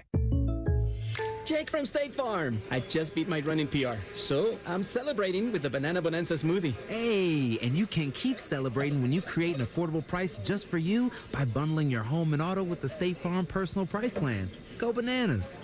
I will. Hey, make it a large. Bundling, just another way to save with the Personal Price Plan. Like a good neighbor, State Farm is there. Prices are based on rating plans that vary by state. Coverage options are selected by the customer. Availability, amount of discounts and savings, and eligibility vary by state. Forever starts with the perfect diamond. Hi, it's Alex Johnson from The Diamond Seller, and for over 78 years, our family has helped generations of couples celebrate love with brilliance, quality, and unbeatable prices. At Diamond Seller, bigger diamonds and better prices are our promise to you. Whether you're popping the question or upgrading your sparkle, trust the experts. Because diamonds, they're our forte. Visit us at Diamond Seller on Sawmill Road or at Easton Town Center and learn more at diamondseller.com. Thinking about buying your first home? Now, with Third Federal, you can buy your first home and pay no PMI. Hi, I'm Mark Stefanski, Chairman and CEO of Third Federal. Private mortgage insurance, or PMI, can cost thousands of dollars over the life of your loan. And you may not realize PMI doesn't protect you. It only protects the lender in case of default. But at Third Federal, you can buy a home with just 5% down and no PMI. Plus, first-time home buyers get $750 off a closing cost. So if you're thinking about buying your first home, go for it and visit thirdfederal.com. Even before you find a home, lock in 5.99% APR, 6.02% on a 30-year fixed-rate purchase mortgage. Visit thirdfederal.com or call 1-800-3rd-FED today. APR reflects 15% down for $350,000 loan amount. Rate requires automatic payment program and is subject to change. Restrictions apply. See conditions for closing cost coupon at thirdfederal.com/FTHB. Equal housing lender. Hey, it's Bobby Carpenter. Bring your landscape back to life with an unbeatable deal from Ohio Mulch. 5 bags of premium mulch for just $10. You choose from absolute black, brown, or red to make your flowers pop and your curb appeal shine. Whether you're refreshing flower beds or finishing up that weekend project, Ohio Mulch, they have everything you need to make it look like a pro did it. Ohio Mulch, landscape supply, cleaner, greener, better. Ready to plan the ultimate weekend getaway? Start day 1 at the Columbus Zoo. Then crank up the excitement on day 2 at Zoombezi Bay. Grab your Columbus Zoo and Zoombezi Bay 2-day pass now at columbuszoo.org. Hey, it's Anthony here for Germain Honda of Dublin. Gas prices got you thinking twice about filling up? I hear you. During the Honda Spring event at Germain Honda of Dublin, it's the perfect time to check out Honda's hybrid lineup. Models like the Accord Hybrid and the CR-V Hybrid give you incredible fuel efficiency without sacrificing performance. Spend less time and money at the pump. Head to Germain Honda of Dublin on Sawmill Road, just south of 270, and see how far a hybrid can take you. GermainHondaofDublin.com. Hey, are you driving high right now? You might be, because a whole lot of people do. They say marijuana makes them a better driver, more careful, more focused. That's probably what the guy who killed a 4-year-old thought. And now, he's in prison. You see, no matter what you tell yourself, if you feel different, you drive different. So if you're high, just don't drive. Brought to you by NHTSA and the Ad Council. Broadcasting live from the McDaniel GM Superstore Studios, driving excellence since 1916. Chevrolet. Together, let's drive. WBNS HD1 Columbus. Good afternoon, I'm Tyler Danberg. The Texas Tech Athletic Department and quarterback Brendan Sorsby announced he will take an immediate leave of absence from the program to enter a residential treatment program for a gambling addiction. For ESPN's Pete Thamel, Sorsby is under NCAA investigation for placing thousands of bets via a gambling app. He spent his last 2 seasons at Cincinnati. In a statement, Tech head coach Joey McGuire said taking this step requires courage, and our primary focus is on him as a person. Our program is behind Brendan as he prioritizes his health. In recruiting, Ohio State football added its 5th offensive lineman in the 2027 class, receiving a commit from 4-star Columbus native Davis Seaman from Bishop Watterson High School. NBA first round tonight. In the East, Magic host the Pistons at 8, while in the West, the Thunder visit the Suns at 9. And in the nightcap, the Timberwolves visit the Nuggets at 10:30. Breaking sports news when it happens right here on The Fan, Ohio sports destination. Most shows just skim the surface, but Rothman and Ice feel like the biggest story of the day deserves a closer look. It's time for a deeper dive. Sponsored by Low T Center. Low T Center, reinventing men's healthcare. All right, final hour of the program. Rothman and Ice, Ray Fittipaldo. Steelers draft at 2:30. Got a little interesting, didn't it? When you have the home site advantage, and there are a lot of Steelers that feel like, all right, they blew the first pick. We'll see. Well, and then the fact that they talked glowingly about Will Howard, McCarthy has, like kind of like the insurance policy if Rodgers weren't to come back, and then they go ahead and take a QB in the 3rd round with their first of 3 third-round picks, too. I was like, whoa, okay. Doesn't that tell you? Well, it tells you a couple things. That they aren't sure about Rodgers, that they feel like we can't, like if we don't have anything rock solid to go on, even though they may like Will Howard, that's fine. They don't know anything about Will Howard yet, as far as how he's going to really be. Yeah, man, if you're Will, though, right, you're sitting back when they make that pick, and you're like, you can't be loving that. Like if it was. Well, let me ask you this though. Yeah. What would he love less? That pick or Rodgers coming back? The pick. Really? Yeah. Oh, I think he'd be more like if Rodgers comes back, then I know I'm sitting again for sure. I think this guy maybe he can beat out. I think in my mind, how I would view it if I were him is they're bringing in a direct competitor for me. With Rodgers, it's hey, he's probably got 1 year left, but the job's already done, and he's out of there. I think this is worse for Will now that they're bringing in a young guy with Drew a 3rd-round pick and putting him on the same timeline. I think that's worse. Okay, maybe long-term it could be, but I think if I'm Will Howard, I'm praying that Rodgers doesn't come back. Because if Rodgers comes back, I know I can't win the job unless he gets injured. Mm-hmm. You bring in Drew Allar, pick 76, and I've already been here. I'm going to get a very equal chance or better to win that job.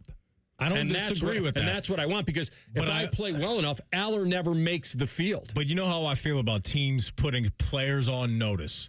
The way that I think the Patriots did with their first-round pick, drafting a tackle.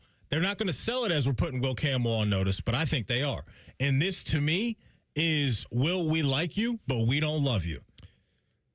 Will was a sixth-rounder. I get it. He doesn't have, draft leverage against Drew Allar. But this, to me, I'd rather take this if I'm Will Howard, because I know, I'll repeat myself, I know if Rodgers says I'm coming back, it's toast. There's no race. But the problem for me in this scenario is, if Rodgers does come back, which I still think he is, now you and Drew are competing every day within the same offense, and he can still catch some ground on you, I think, this entire offseason and this entire year.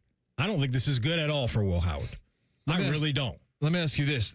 If you're Will Howard, do you take this as a sign from the organization that they think Aaron Rodgers is not coming back, or does one have nothing to do with the other? I don't think, if you're Will Howard, I don't think Aaron Rodgers is a factor at all in Will Howard or Drew Allar, to me. Oh, and in that case, now you have an equal likelihood, regardless of whether or not they drafted Drew Allar, in this situation, if that's independent of Aaron Rodgers, then whether or not Aaron Rodgers comes back, now you have Drew Allar in the mix, whether Aaron Rodgers is here or not. I think after this draft pick that they view Drew as more of a long-term answer than Will.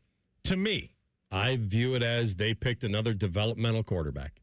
That's what I think. With their first of 3 third-round picks? Third-round pick.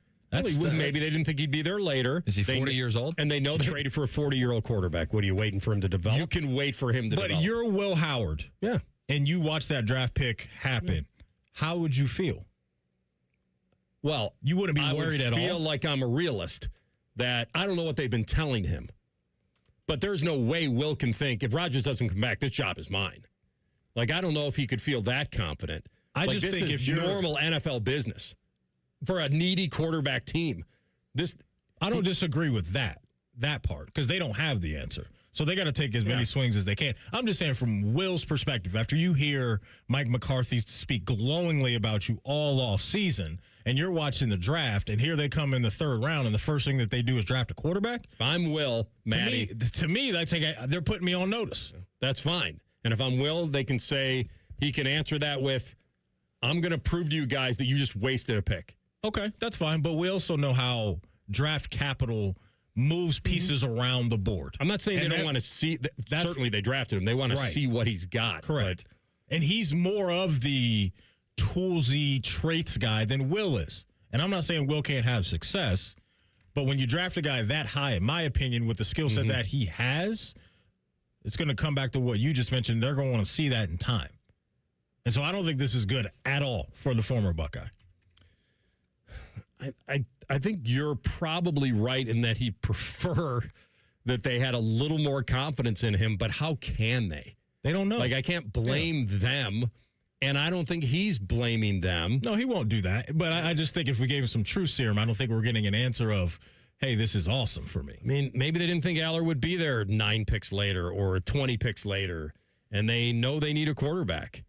So, and Rodgers is still clearly keeping them in the dark. And what would have been really interesting is what you said, is if Rodgers had already told them, I'm coming back, and they still drafted Allar, because they'd have every right to do it.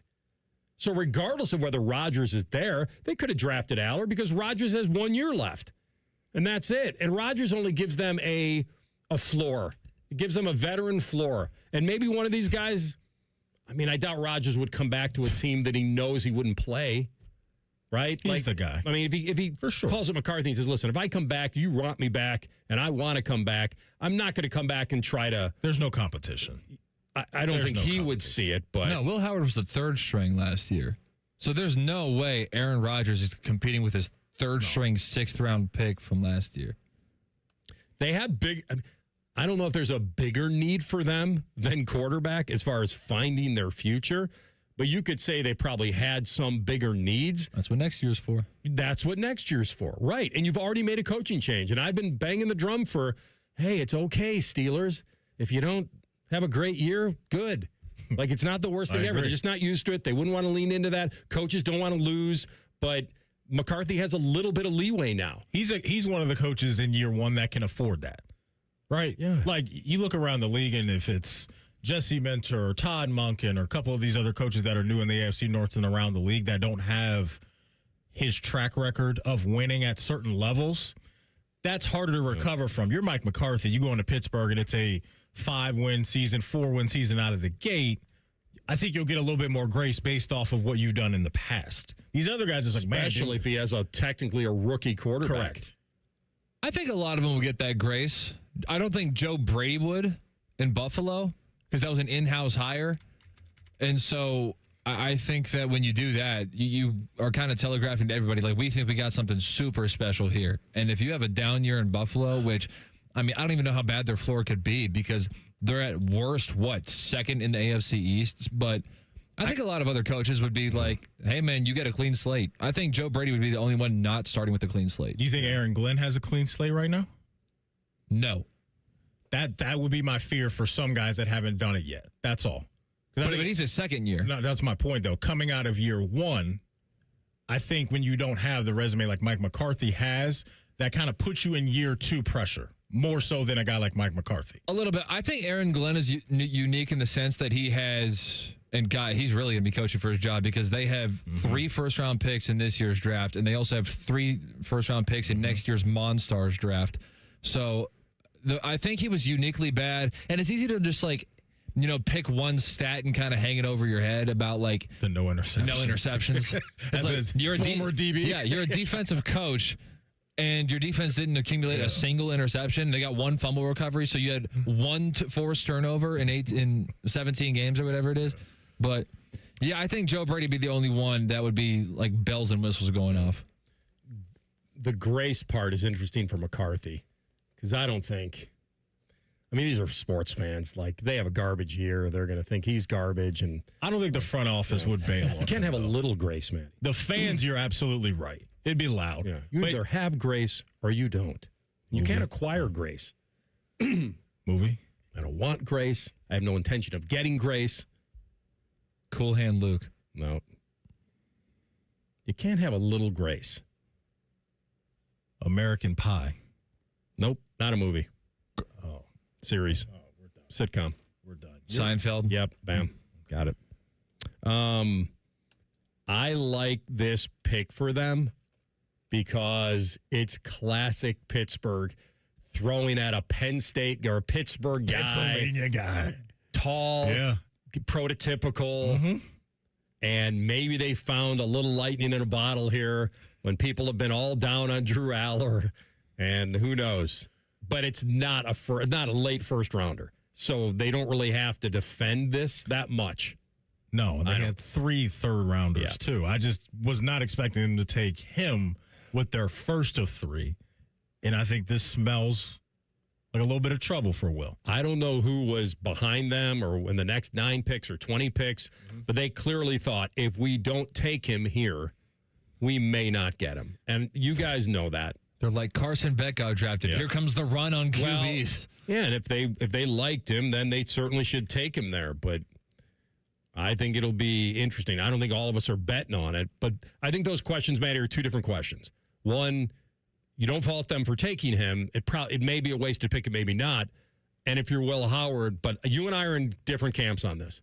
I think if I'm Will Howard, I think it's worse news if Aaron Rodgers calls them and says, I'm running it back, because that keeps me on the bench again. And where now I actually move up a rung on the ladder, and even though I have younger competition who you drafted in the 3rd round, I've been here, I know the system, I'm ready to compete, let's go. At least I know I'm in the fight.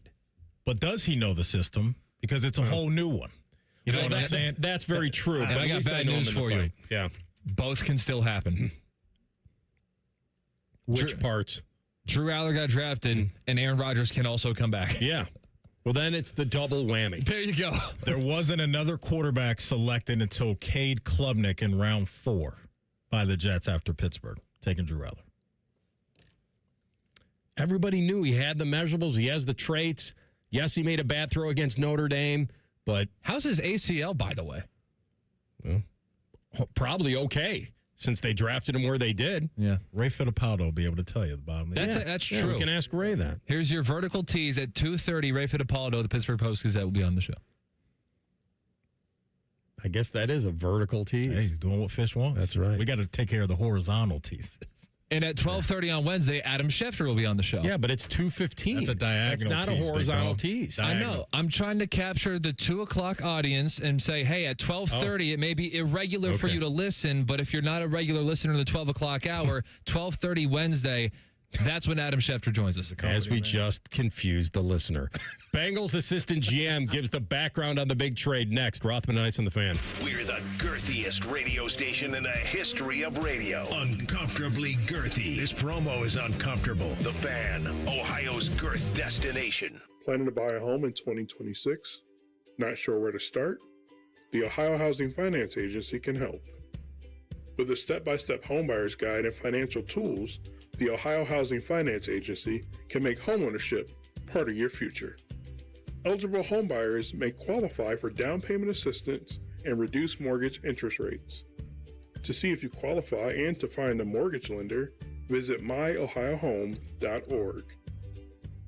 Hey, what's up? It's T-Bone. Now is the time to call Comer & Cross and transform your garage with a gleaming new Comer & Cross garage floor. Maybe your garage floor has exposed concrete with stains and cracks or a bad epoxy or paint job. Well, a new Comer & Cross garage floor will transform your entire garage in just one day. Now, here's the great part of this whole story. If you call them right now, they're going to take 50% off installation. Yeah, that's right, 50% off installation from Comer & Cross when you call them today at 1-800-NEW-FLOOR. A Comer & Cross garage floor is the gold standard, guaranteed to never chip, crack, or show tire lift like epoxy or paint ever. Plus, they make it easy. They'll take your stuff out of the garage for you. They'll fix your cracks and pits perfectly like it's a new garage floor, and then they'll apply the proprietary finish that you pick. Yeah, I said it. They'll fix your cracks and pits. What's wrong with that? That's what you want. So call them today at 1-800-NEW-FLOOR to get 50% off installation. That's 1-800-NEW-FLOOR. Or go to comercross.com. I'm Meredith Garfalo, meteorologist at 10 TV News This Morning, and I'm an Ohio girl. I love golf, aerospace, and all things Ohio sports. For nearly 20 years, I've studied the patterns that shape our days, from winter wonders on the south side to dangerous storms along the I-71 corridor. When the weather changes, you'll be the first to know, because you need a forecast that moves as fast as you do.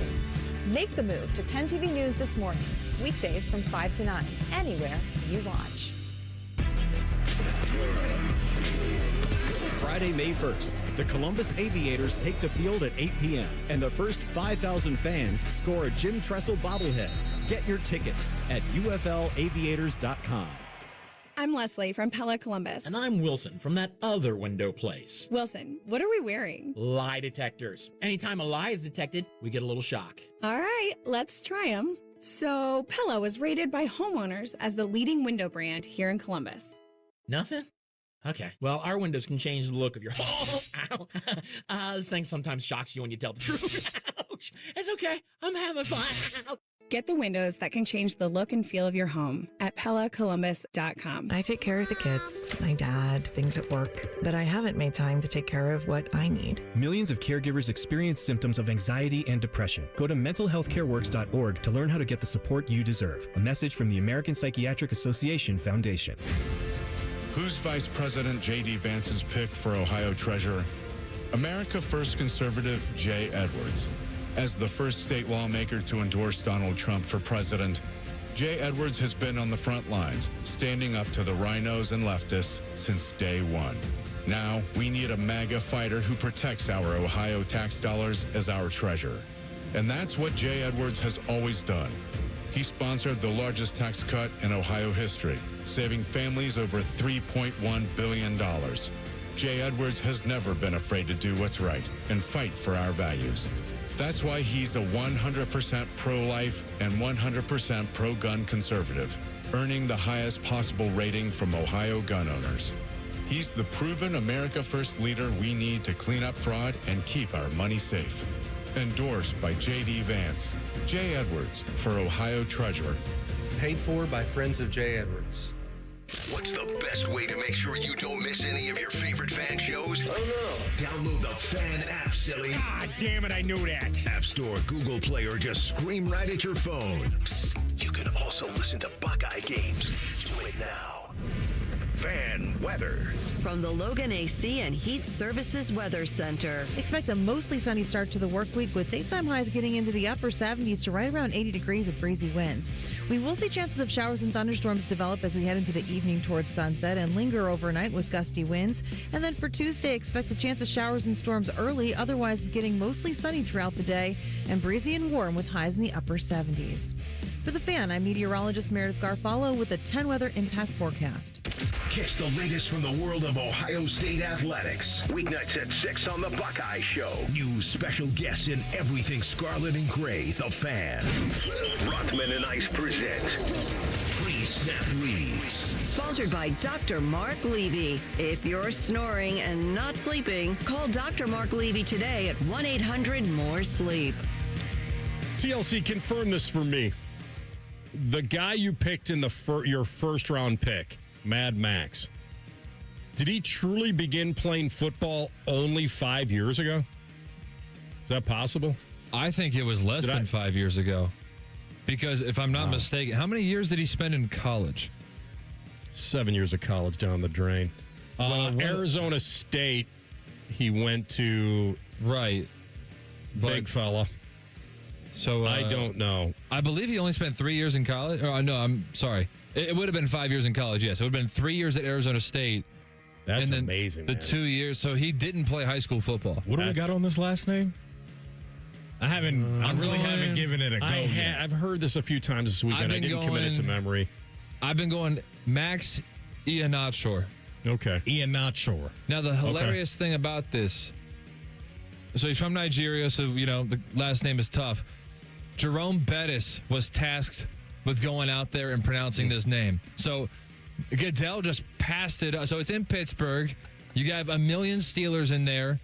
Obviously, day 2 is usually where they go with the team alumni, going out and announcing the picks. But not if you're a Pittsburgh Steeler. There are so many at your disposal, you can use them all. So they said, Jerome Bettis, come on down, and here's the name for you to pronounce. And so everybody's saying a different pronunciation right now. I'm going with Iannaccio. But they spelled it for Jerome phonetically? So he could. Okay. But that's not a siren. I just had to say that phonetically? Word. Phonetically? Yeah. That's pretty good. So they didn't give him an Iannaccio? I don't even know if I'm saying it right, to be honest with you. But do you have Bettis announcing the pick? No. I didn't know that I was going to be talking about that. No. Reminded me of Rod. Will you ever play for the Saints? No. I got that somewhere, believe that. All right, well, that was the news. I thought they drafted a guy with their first pick that started playing football 5 years ago. Would you ever consider playing for the Saints? No. So he almost says it like a grade school kid. No. Born in Nigeria. New Orleans. Moved to the U.S. at age 13. Why do you got a problem with New Orleans? Where's that school? So moved to Los Angeles, and then he played college football probably just because he was huge. Yeah. And so I assume that he was some sort of athlete in high school. Let's get some pads on this kid. No doubt. 6'6", perhaps a basketball player who some JUCO college was like, hey, why not? Let's try it. Played all 3 years at ASU as a right tackle. 6'6", 330. Can start at left guard or wherever he wants to go. Well, this isn't too dissimilar to how the Dolphins brought along Laramie Tunsil, the human gas mask, with Brandon Albert at left tackle. You never know. Just kind of stock a guy there and wait. Yeah, I like your pronunciation, though, Max Iannaccio. Yeah, I like that. That's what we're going with so far. And after the Mekhi Lemon debacle, embarrassing, they circle back around and take Jeremy Bernard, a wide receiver out of Alabama, which I like that, too, to go with Pittman and DK. But, yeah, you weren't here on Friday to react to that. Which one? Your team. Omar Khan getting on the phone with Mekhi Lemon, while Dallas was on the clock thinking, well, they're not going to take an offensive player, not thinking for a second that somebody might get on the phone with Dallas. But here's the thing that doesn't even make sense about that. So first of all, yes, don't peacock like that and call a draft pick when you're not on the clock to make the pick. I called Omar Khan the Tyreek Stevenson of GMs. That is maybe the best comparison you could have possibly come up with, because that's exactly what happened. But first of all, I understand not expecting a trade, although you should always be on guard for a trade right in front of you. But okay, if you just want to default to the Cowboys are picking and then we're after them, fine. But Jeff Darlington was reporting on ESPN, on television, and you know all of these teams in their war rooms have all of the TVs up. They're watching the broadcast, and they are listening to what people are saying. So they should have heard Jeff Darlington mention from Dallas, where he was reporting the whole George Pickens situation that they should be plenty familiar with. George Pickens was not going to be signing an extension with the Cowboys, which means that he would be expected to play on the franchise tag this year. And now today they're trying to figure out if he's even going to do that.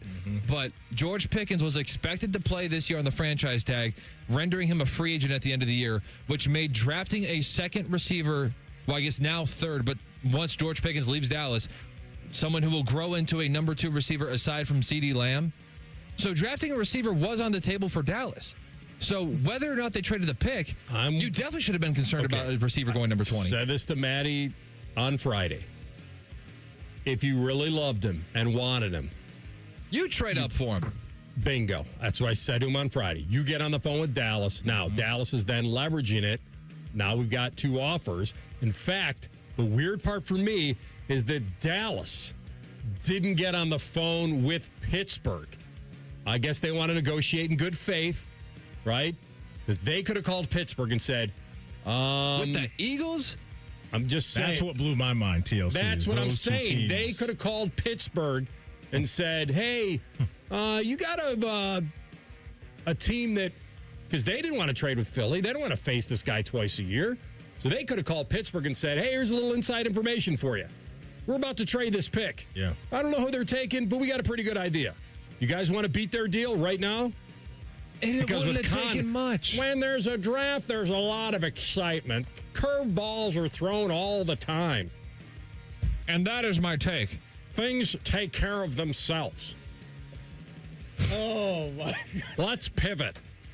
This may turn out to be a positive. I don't know if this is Dom, Omar Khan, a combination of both. I hope they all go to either the Bengals or the Browns.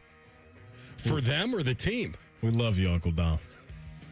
We love you. Don't throw a disclaimer on it. Or for him. Oh, man. Oh, get to the Bengals stuff. So the tease you made. Let's pay off on that so Bengal fans aren't mad. The diagonal horizontal tease? Yeah. Apparently, there's an assistant GM down there. I found that out this morning. Never heard of this guy. Assistant to the assistant manager? Assistant GM for the Bengals explaining how the Dexter Lawrence trade went down.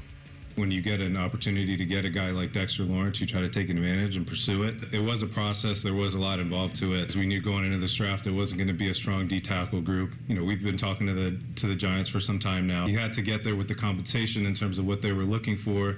That was the first step. The next step was getting permission to talk to the agent, and we had to get a feel for where they were going to be contractually. And then once we got close to where we thought we would be in a good spot, following back up in New York to make sure that the compensation was okay, still good to go. When it was, then we proceeded and brought Dexter out and did all the physical. And New York did a great job, I thought, of just being open and transparent. I thought we both worked well to make that trade happen. But, Steve, you still don't have a linebacker. Steven Radicevich?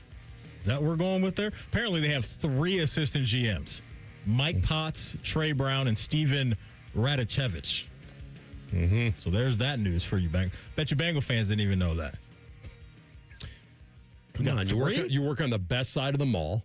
You're assistant to the assistant manager, and you're a personal friend of mine. Why do you need 3 assistant GMs? That's the question. It's like that kid answering the phone. One to pick up his breakfast, one to pick up his lunch, and one to pick up his dinner. It's like the kid answering the phone for Kevin Costner. I've got Adam Schefter on the phone. He heard a rumor. You tell Schefter his rumor, he can shove it. All right, we're going to come back in 2 minutes with our friend Ray Fittipaldo in the Steelers draft. They had the home site advantage. Did they take advantage of that? Rothman and Ice and the Fan. Care Heating and Cooling. Honest technicians, honest pricing. Call 1-800-COOLING. Great Lakes Hyundai, the savings are so good. This spring, take a break from interest with 0% financing for up to 60 months on new 2026 Tucsons. 0%. Go now, Columbus or Dublin or glakeshyundai.com. With approved credit ends 4/30. As the old saying goes, size matters. At Morgan & Morgan, we have over 1,000 lawyers and nearly 6,000 people on staff. But at the core, this is and always has been a family business. Our family watching out for your family. Call us or email us 24 hours a day, 7 days a week, even on a Saturday or a Sunday. And if you ever have a problem, call our mom. Morgan & Morgan. For the people and your family. Injured? Dial pound law. Morgan & Morgan, Ohio office located at 600 Vine Street, Cincinnati. Prior results do not guarantee a similar outcome. And we're live here outside the Perez family home, just waiting for the... And there they go. Almost on time this morning. Mom is coming out the front door strong with a double-arm kid carry. Looks like Dad has the bags. Daughter is bringing up the rear. Oh, but the diaper bag wasn't closed. Diapers and toys are everywhere. Ooh, but Mom has just nailed the perfect car seat buckle for the toddler. And now the eldest daughter, who looks to be about 9 or 10, has secured herself in the booster seat. Dad zips the bag closed, and they're off. But looks like Mom doesn't realize her coffee cup is still on the roof of the car. And there it goes. Oh, that's a shame. That mug was a fam favorite. Don't sweat the small stuff. Just nail the big stuff, like making sure your kids are buckled correctly in the right seat for their age and size. Learn more at nhtsa.gov/the right seat. Visit nhtsa.gov/the right seat. Brought to you by NHTSA and the Ad Council. Rothman Ice is sponsored by your local Pella Window and Door showroom on Gemini Parkway. The Fan, Ohio sports destination. Like trying to snap a picture of Bigfoot. Nobody has ever witnessed Maddie eating a carb. This is Rothman and Ice. A lot of excitement in Pittsburgh. And then all that excitement gets pushed aside and you start talking and grading their draft. Ray Fittipaldo's with us, our guy. Covers the Steelers and the NFL for the Pittsburgh Post-Gazette. And he's been a friend of this program for a long time. Ray, I did think that when they played Renegade, I don't think you had to be a Steeler fan. I'm just speaking objectively here. I thought it was the moment of the draft. I thought it was intense. I kind of expected it, and then when it happened, it surpassed my expectations. How was it for you? Yeah, it was pretty cool. And I don't know if you guys saw this, but with their final 7th-round pick, they did it again. The local kid from suburban Mount Lebanon, PA, who went to Navy, Eli Heidenreich, came out dressed in his Navy uniform, and that was another cool moment of the draft. So it exceeded expectations. I think they got more than 800,000 people into downtown, which was remarkable. So seems like Pittsburgh did a pretty good job with this draft. They had an exciting draft. That's easy to say. We'll get to the Allar stuff in a second. But you tell me, you sat in front of probably Omar Khan when he explained this Mekhi Lemon disaster. And listen, we could, in hindsight, he could have traded up a spot too and made sure he got him. He obviously was caught with his pants down here and didn't realize that was going to happen. What was his explanation? His explanation was basically he has made that call before it's his time to pick. He didn't think it was anything out of the ordinary. Now, I'm going to be honest with you. I've talked to other people who said they've never done that. You know, guys who have worked for different teams have never done that. So, take him at his word on that. But, when you just look at it from a football perspective, they ended up drafting, I think most people would say, is the 6th best offensive tackle, and they had a chance to get the 3rd best receiver in this class. So I think that was a little bit hard for Steelers fans to get over on the first day. But I'll be honest, I thought he rebounded in round 2 when he traded up and got Jeremy Bernard. I think he's a really good player for Alabama. He'll slot in likely as a number 3 receiver this year. And then my favorite pick in this draft, you guys are probably familiar with him from Iowa, Jennings Dunker at number 96 overall, I think.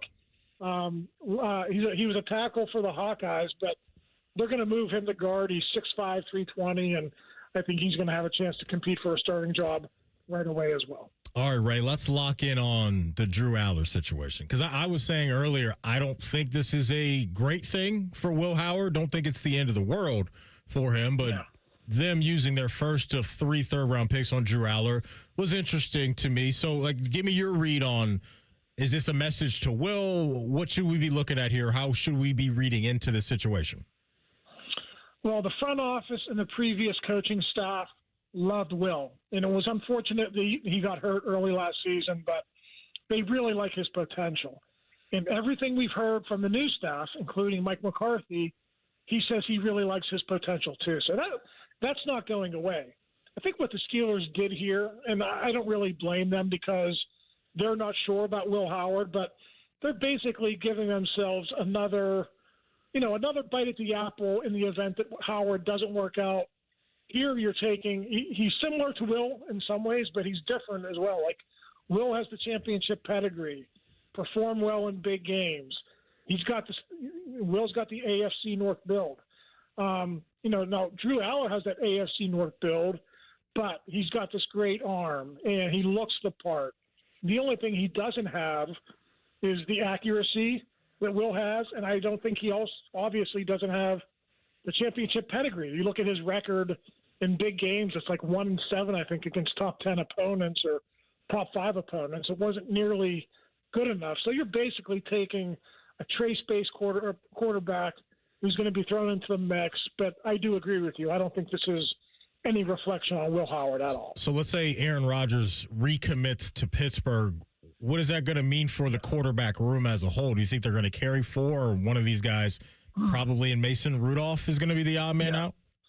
Yeah, I'm guessing Mason would be the odd man out if Will Howard shows enough during the summer and early fall that they could trust him to be the number 2. Then, yeah, I think they would move on from Mason.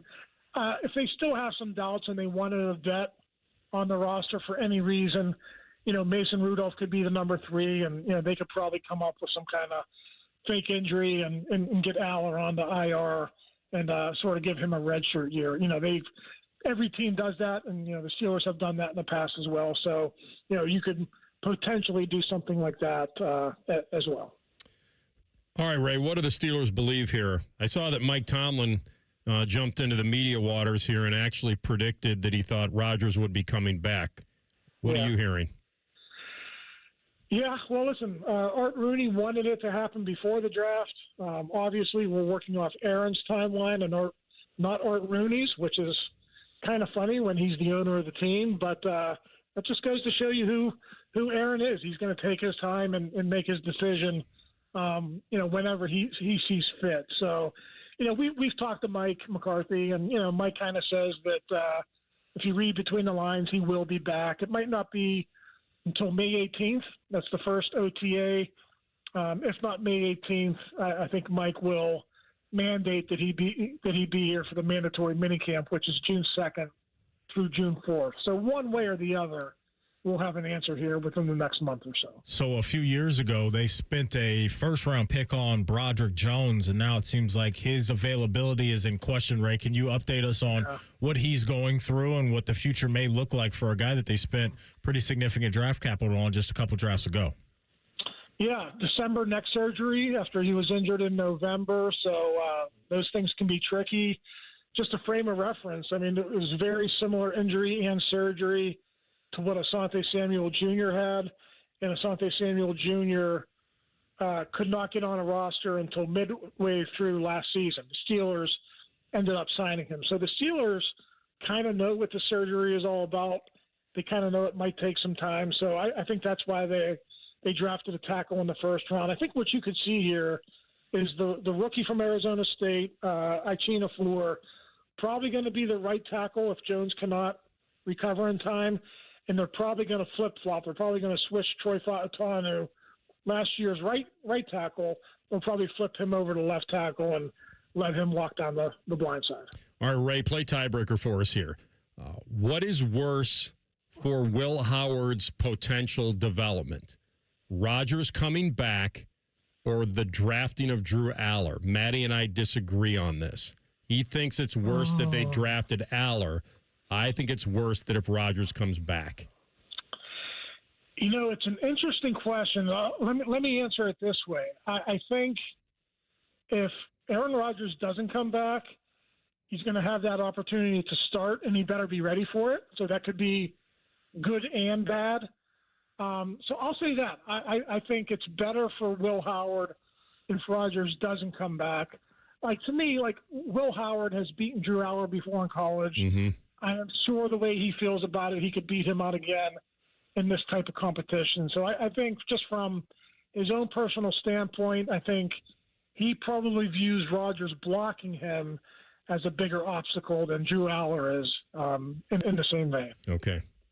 The wide receiver room right now, obviously DK is going to be the first mouth that they try to feed as often as possible. But just talk about, I know you mentioned Bernard just a little bit, but the Pittman, Bernard, Roman Wilson, that trio, how do you see that shaking out, regardless of who's playing quarterback for him? Yeah, big camp for Roman Wilson. He hasn't done much here in 2 years, so he'll be competing with Bernard there for that number 3 spot. Pittman probably gets the second most targets. The intriguing thing about Bernard is, he can line up in the backfield. He could do jet sweeps.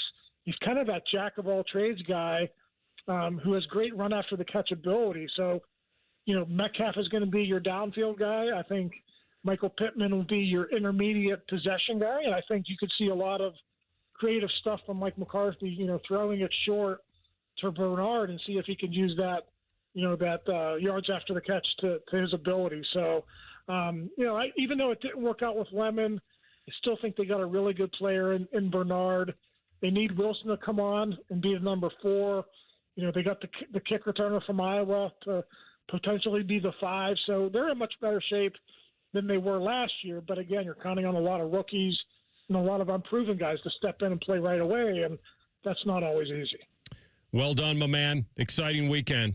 We're happy to get you on. We'll talk soon. Thanks, Ray. All right. Thanks, guys. See you. You got it. That's our friend Ray Fittipaldo, Pittsburgh Post-Gazette, on the Bryant Heating and Cooling Systems Fan Guest Hotline. We come back with Tell the Truth. Rothman and Ice on the Fan. We know everything about you. We know you love the Buckeyes. We know you love the Jackets. We know you're wearing a red shirt. I just freaked the hell out of someone. The Fan. Aaron, I've invented something really important. Great. Tell me what it is. You know how water heaters never give the homeowner any sort of signal that they are about to quit working? Jerry, did you invent a way to solve that problem? I sure did. I call it the Eco First Responder System. I like it. How does it work? Well, when your hot water heater quits working and you have no hot water, just call ECO before 5 p.m. and we guarantee to install your new hot water heater that same day, even if you decide to go tankless. Jerry, that's been our policy for a long time. What exactly did you invent? I invented the name, Aaron. The name. The Eco First Responder System. I thought you said you liked it. Sure, Jerry. It's a great name for a really strong guarantee. When your water heater quits working, just call ECO before 5 p.m. and we guarantee to install your new hot water heater that same day, even if you decide to go tankless. You're a great guy, Jerry. I'm really glad you work here. Get ECO. ECO. GetEco.com. Common Man here for GoGermain.com. I have been telling you about my friends at Germain for a long time, and it's because they bring the goods. And right now, you get $3,000 over Kelley Blue Book on your trade during the Germain Trade and Upgrade Sales Event. Yes, cue the trumpets. Nearly 4,000 new and pre-owned vehicles, plus an extra $3,000 on your trade means your budget goes further. And with their $1,000 price promise, no one's going to sell you a car for less. Get started now at GoGermain.com. Hi, I'm Patty, founder of Awesome Tex. I started with a big idea to give old clothes a new life by turning them into recycled fibers and threads. Everyone told me that this was going to be impossible, but Chase for Business believed in me. They gave me a lot of guidance from the beginning. Get financial guidance from bankers in the Columbus community and convenient digital tools all in one place. Learn more at chaseforbusiness.com. Make more of what's yours. Real customers compensated. J.P. Morgan Chase Bank, N.A. member FDIC. I'm Yolanda Harris. I'm a journalist at 10 TV News. I grew up here, and after 25 years of telling this community's stories, this place still means so much to me. When I'm not in the newsroom, I'm usually out supporting the same people and causes I care deeply about. I don't just report about our community, I belong to it. What happens here affects us all, and that's why we care so deeply about getting it right. And when local journalism is done right, it doesn't sit still. It moves. It moves you to act, to verify, to volunteer, to speak up, or lend a hand. It moves your mind by challenging assumptions and offering new perspectives. It moves you forward by giving you the information to make decisions and thrive where you live. And yes, it moves your heart through the kind of human storytelling that stays with you wherever you are. And at 10 TV, we're here for all of it. These are the stories that move Central Ohio. Alan Parsons Live Project, celebrating 50 years of the debut album, Tales of Mystery and Imagination. Saturday, July 25th, 8 p.m., Columbus Commons. An unforgettable night with the Alan Parsons Live Project. On sale now at picnicwiththepops.com. The 50th anniversary of Tales of Mystery and Imagination. Live. Presented by Nationwide Picnic with the Pops. A message from Tia Mori, actress and Fair Celebrity Ambassador. Game day isn't staged, it's lived. It's the shopping, the cooking, the laughter. For families managing food allergy, preparation means everything. It's knowing the signs, having a plan, and carrying epinephrine everywhere life takes you. Because readiness doesn't take away the risk, it brings back the joy. When you're ready to act, you're ready to live. Visit foodallergy.org/ready to act to learn more. T-Bone and Tybus is sponsored by Capital Ford of Columbus. How'd you feel about doing the spring game? My passion came back out. Dylan, you hear that? Like here, it's just boring old hat. It's really, because you two are Debbie Downers. Mornings on The Fan. All your favorite fan shows are available when you want them. Head to 971thefan.com and hit that subscribe button. The Fan, Ohio sports destination. Tell the truth with Rothman and Ice. Sponsored by McDaniel GM Superstore. Driving excellence since 1916. Chevrolet. Together, let's drive. Hey, before we start that, Adam Schefter tweeted out that after leaving the Patriots for day 3 of the draft, Mike Vrabel is back at work with the team today. Oh, yeah, we kind of called that. Hey, I wouldn't. If you would have said to me over under on how many days he's away, it wouldn't have been a half. I mean, it was a slap on the wrist, right? Hey, you can't be here for day 3 of the draft. No, I think he did it. It was his own PR move. I don't think this was them saying, maybe they orchestrated it together, but I don't think it was a slap. I don't think it was a, boy. Yeah, I'm not expecting any big time punishment to come from them at all. Like, this is going to have to come from the league. Roger Goodell's going to want to have to get involved. Does he think this is embarrassing for them in the NFL? That they have a credentialed person that crossed the line so badly. And the fact that, she has a Coach of the Year vote and, like, whatever, like, I don't think She's already lost her job, right? So this is not falling under the personal conduct policy yet, though. It doesn't feel like we're headed that way, but maybe Roger Goodell's going to change his mind. But yeah, but he's back. Like you've been saying, Robert Kraft's had his own stuff going on. The LRC's had his own stuff going on in his life. The best owner he could possibly have right now. Thing that's going on. So yeah, he's good. Back like he never left. Getting a lot of tweets, by the way, from people now watching Apex on my recommendation. Wow. Okay, good. I'm going to have to tap in then. Watching Euphoria. Watched the new episode of that last night. Cindy Sweeney and Zendaya and an all-star lineup for Maddie. Not a bad watch. Maddie's big board. Not a bad watch. They're on your big board. All right, TLC, take us home.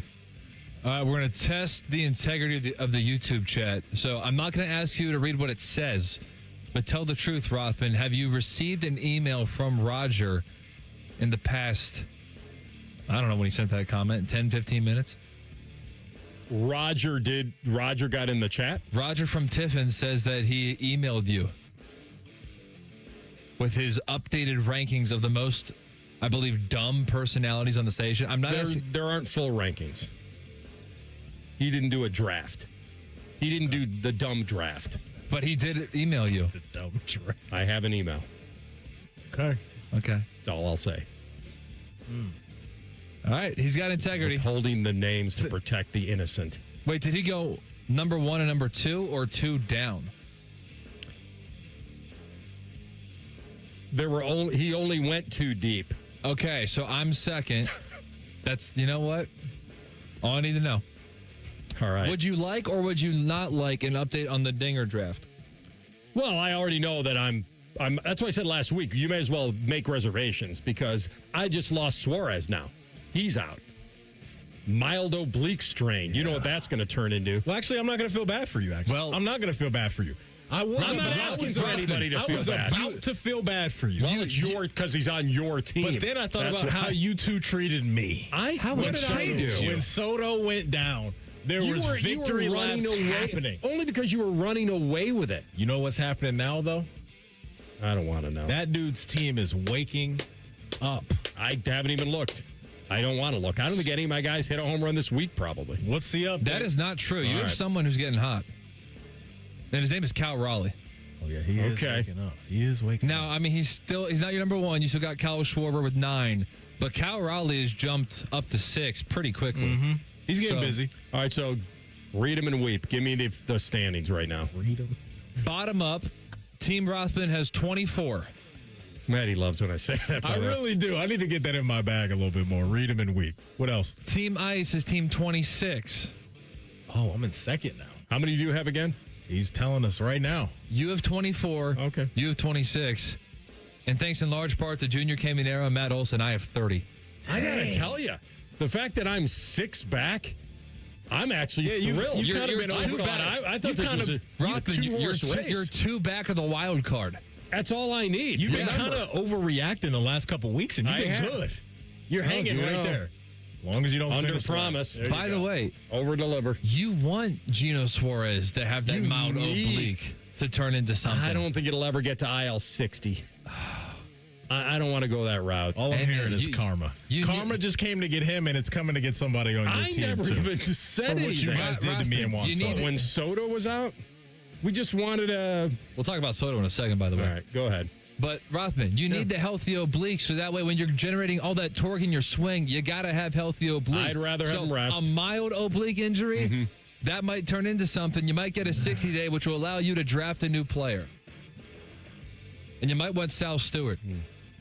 And by the way, you jokers are lucky because Matt Olson has 3 doubles. 3 doubles that would have been home runs in at least 24 ballparks. So I should have 33 is what I'm saying. Okay. Anyway. If ifs were fifths. We continue. Speaking of Juan Soto spent all that time on the IL, and then he was asked as he returned at the end of last week if he had any contact with his teammates and what kind of support he was giving them, because if you haven't been keeping track, the Mets have had a ton of losses this year. And so when your best player and your highest paid player is not around, what kind of leadership is he offering when he's not around the team? Well, you've been talking to guys throughout and trying to, gauge where they're at and try to lift them as we go along here. No, not at all. I mean, they've been on the road most of the time, so I haven't talked to them. So Juan Soto does not know that cell phones can go outside of your own metro area. So when the Mets are on the road, apparently Juan Soto's like, I can't talk to that. There's no contact to be had. Yeah. So wait, he says he didn't talk to any of them. You made it sound like he claims that. No, I'm saying he did not. He did not talk to any teammates during the losing streak. Correct. Okay. Because he wasn't there. And so yeah, does that matter? You got to tap in somehow, some way. I would think at least get on a FaceTime call with the leaders, the manager, somebody. When you're making $765 million, that comes with some other responsibilities in my mind. And when the team, how much is he making this year? The team is at their worst. Probably 65. Got to hear from you in some form or fashion. What is he making this year? It's 15 over 765 was the contract. You got the math on that? Yeah, I'm scrolling down, but I'm on the right page. Here we go. Juan Soto this year is going to make 51. Yep. 51 million? So he's making $315,000 a game. Tap in.